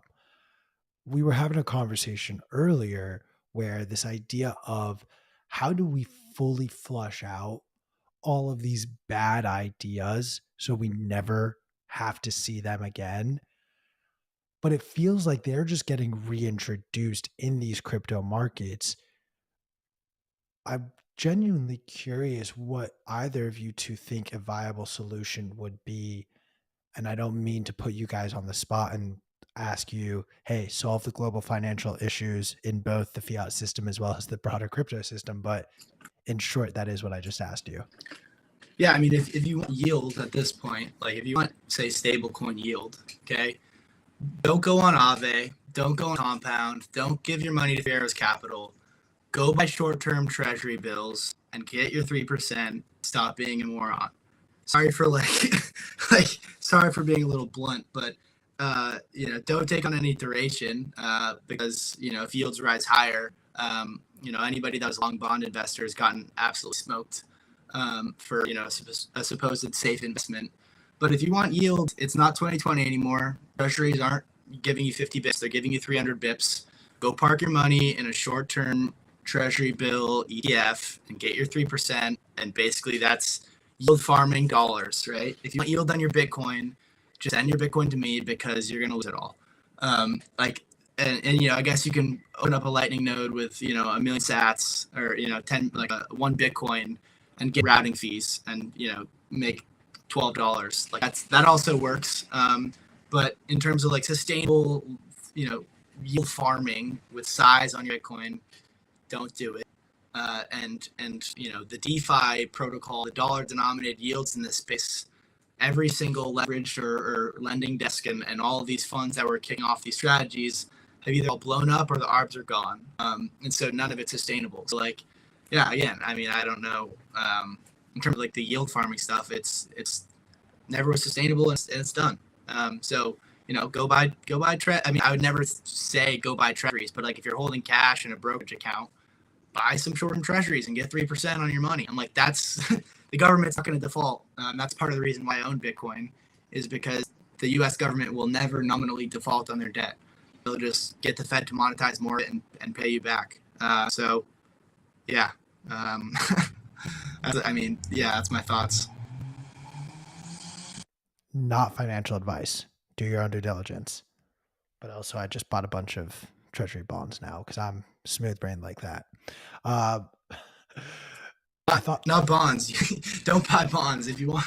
They're bonds or bills. The bonds have duration risk, which is why I wouldn't buy treasury bonds. But like the 1 to 3 month bills, right? That's just it's cash with a yield, and that's an important distinction. So yeah, just I mean, I know you're joking, but still. Fully joking. I need to fully re-emphasize none of this is financial advice. If you're taking advice from a high school senior because you listen to him on Twitter, you got some soul searching to do, my friend. We haven't really talked Celsius here. I know last week we spent a lot more time on it. Can you guys talk just a little bit? Because I thought the timeline you guys introduced at the very end of the report was fascinating, just to see sort of how each of these dominoes one by one fell and led to the next domino. What was the catalyst that caused Celsius to start to have to unwind? And as a result, what has been affected by this Celsius unwind? And I believe we've already discussed literally both of these, but I want to just interject what was happening in between. Yeah, maybe I'll just, kick it off to, essentially how I would see Celsius is, a lot of customers thought it was more of a safe place, this savings essentially market that they were in. But I mean, out of all these shops, Celsius was furthest along this curve. And it was much more of like these really risky kind of speculative hedge fund strategies that they were deploying a lot of capital in. Just from like a timeline perspective, like in early April, like you have basically this peak in DeFi kind of market cap falls, 73, 75% since then. A few days later, you kind of have Luna market cap start to peak out around 41 billion. And some of that demand is really starting to cool off and fall away, but that UST, that 20% yield is still there. And so, I'm not sure in terms of the back end. I don't know, Dylan, you got insights on that of like why Celsius kind of made these broader moves, whether it's these other arbitrage speculative trades blowing up or kind of this lack of liquidity drying up to like go out and get some of these yields, or they're starting to become a little bit more insolvent or not being able to hit on some of those liabilities they needed. But like basically that next month in early May, it looks like they deposit over $275 million into the Anchor protocol, and that's that 20% kind of UST protocol that's happening. And it's just 3 days later where that kind of Luna UST really starts to depeg. And 4 days later where you start to see the Anchor protocol deposits really start to turn over. So they collapse. There's about like $14 billion in this Anchor protocol that's yielding this 20% for UST. It collapsed to 1 billion basically over the course of a week. And essentially, they're pushing in a ton of money into this protocol. I don't know what they were able to necessarily take out as this was turning over, as this essentially exploded. And I know there's some speculation in like the initial come down that, basically people were seeing this and saying, okay, how can we, cap, kind of profit off of going like pretty big short on this and watching this unwind. But, at the end of the day, Celsius just totally caught in this entire unwind on the Anchor protocol, which, ends up being like a pretty large portion of customer liabilities. And then you have a multitude of things that happen kind of from there.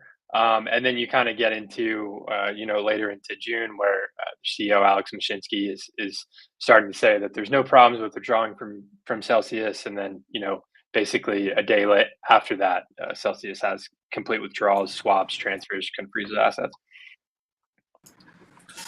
Yeah, I mean, once it was the you can see on chain. I don't follow like ETH on chain movements, but I follow people on Twitter that do. And once you saw that Celsius was deep in Anchor, that's when I was basically saying, okay, they're screwed, and started to. I have a thread pinned at the top of my page, kind of documenting some of my thoughts on there, and I've gotten a lot of DMs and stuff that's helped people get off and alert people. Certainly wasn't trying to start a run or anything else. But I think the concept of fractional reserve banking, rehypothecation on a hard money standard, especially in an industry with no lender of last resort, was always doomed to fail. And so it's unfortunate. There's a lot of people that have their funds on there. I really hope you can redeem them or get them back. I'm not. I have no hope or not much hope for that outcome. Given just terms and conditions. I mean, you were always an unsecured creditor, and it was never yield. It was never about unbanking yourself. It was kind of layers of leverage and obfuscated risk. And so, so that the Celsius trade also, they were big into staked ETH, and so you started to see that depeg, and there's problems. So yeah, I mean, I've talked about Celsius in length in previous videos, and we've written a lot about it. If you want to just go to bitcoinmagazinepro.com, we have a lot of like free articles on detailing all the situation in pretty good detail. But yeah, I don't know if I have too much left to add there. I would only add to, I mean, just from like a retail user perspective, it's, from a marketing, what Celsius done, kind of like not being transparent about what they're offering is obviously not the type of business that you want to be invested in or part of or deploying your deposits at. But from, the user standpoint, I mean, have some sympathy for people that are going to lose a tremendous amount of wealth in those two. basically because of a lack of transparency, black box around what risk was actually being taken. I think what's interesting now is, basically this thing's pretty much headed for bankruptcy, having a distressed buyer come in and buy distressed assets here. But I mean, there was just an article released the other day of just that still people within that have funds on there. There's kind of this incentive now to even put more money into Celsius, which is a weird kind of fucked up incentive, because that might deploy enough capital where they don't have to go the bankruptcy route. So I think it's a obviously destructive, sad, speculative greed kind of all across the board in one. And Celsius just becomes a face for a number of other shops here that are either at risk of insolvency or have to halt withdrawals, or go find a way to come to terms with new debt structures at higher rates to get out of this. We've listed probably at least 10 or 15 other shops that we know of that are all having these types of problems, probably not to the extent of Celsius, and that's just the ones that we've become public. So all of this in terms of like Contagion, it's almost like every day now we're getting new news out on kind of a new development with one of these shops, or a new shop that's coming out and saying, hey, we're at risk. I know Sam Bankman-Fried just came out yesterday and said he knows of other exchanges that are out there that are still insolvent, that haven't come to the table, and we're watching some of this BlockFi stuff play out in real time as well. So I think we're far from over from seeing kind of leftover damage here.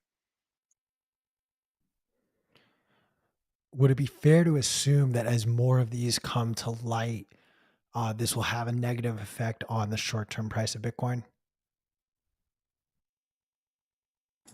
Yeah, I don't know how much leverage there still is out there. We can see, and what we focus on is the transparent data, so we can see the amount of open interest, we can see funding rates, and what longs or shorts are kind of pushing the price one way or another. I think it's important to understand there's a spot market price, BTC, USD. You swap your dollars for for Sats on Swan Bitcoin or Coinbase or Strike or whatever else. And then there's a derivative complex that can in the short to medium term really push the price of Bitcoin and all of this one way or another. What I think really I would say is probably the biggest flaw in some of the analysis going into 2022 that we put out is just not understanding how much off balance sheet leverage there was, unsecured credit, never mind over collateralized. But that's why we're in this kind of crisis, right? That's why Bitcoin's at 20K. You have Voyager lending Three Arrows Capital 15,000 Bitcoin and $350 million completely unsecured, which is unbelievable, being honest. And so that's why we're seeing this balance sheet contagion. And so how much of that is left out there? Just kind of talking some funds, talking to some lending desks. I think a lot of those loans, whether it's unsecured or callable loans or whatever, a lot of that got pulled, because all these desks were trying to see if there's any more dead bodies. So a lot of that open debt was pulled, and you kind of saw that forced liquidation play out. Whether there's more collateralized debt or liquidation levels below where we are today is yet to be seen. But I think really the bottom, maybe if this is the bottom, it's coming after all this debt's liquidated. But Bitcoin bottomed in 2020, and it bottoms because all of this collateralized debt, mark-to-market debt is wiped out, and the forced selling, the brunt of that's over. And so we'll see if we're there today, but I certainly know that there's a lot of minor debt out there that because this is the first cycle where you didn't see miners selling on the way up. You saw that HODL strategy where you could get debt financing for your operation. I think that's probably the next, or the biggest catalyst that I see for further downside, is that you see these operations really start to get squeezed.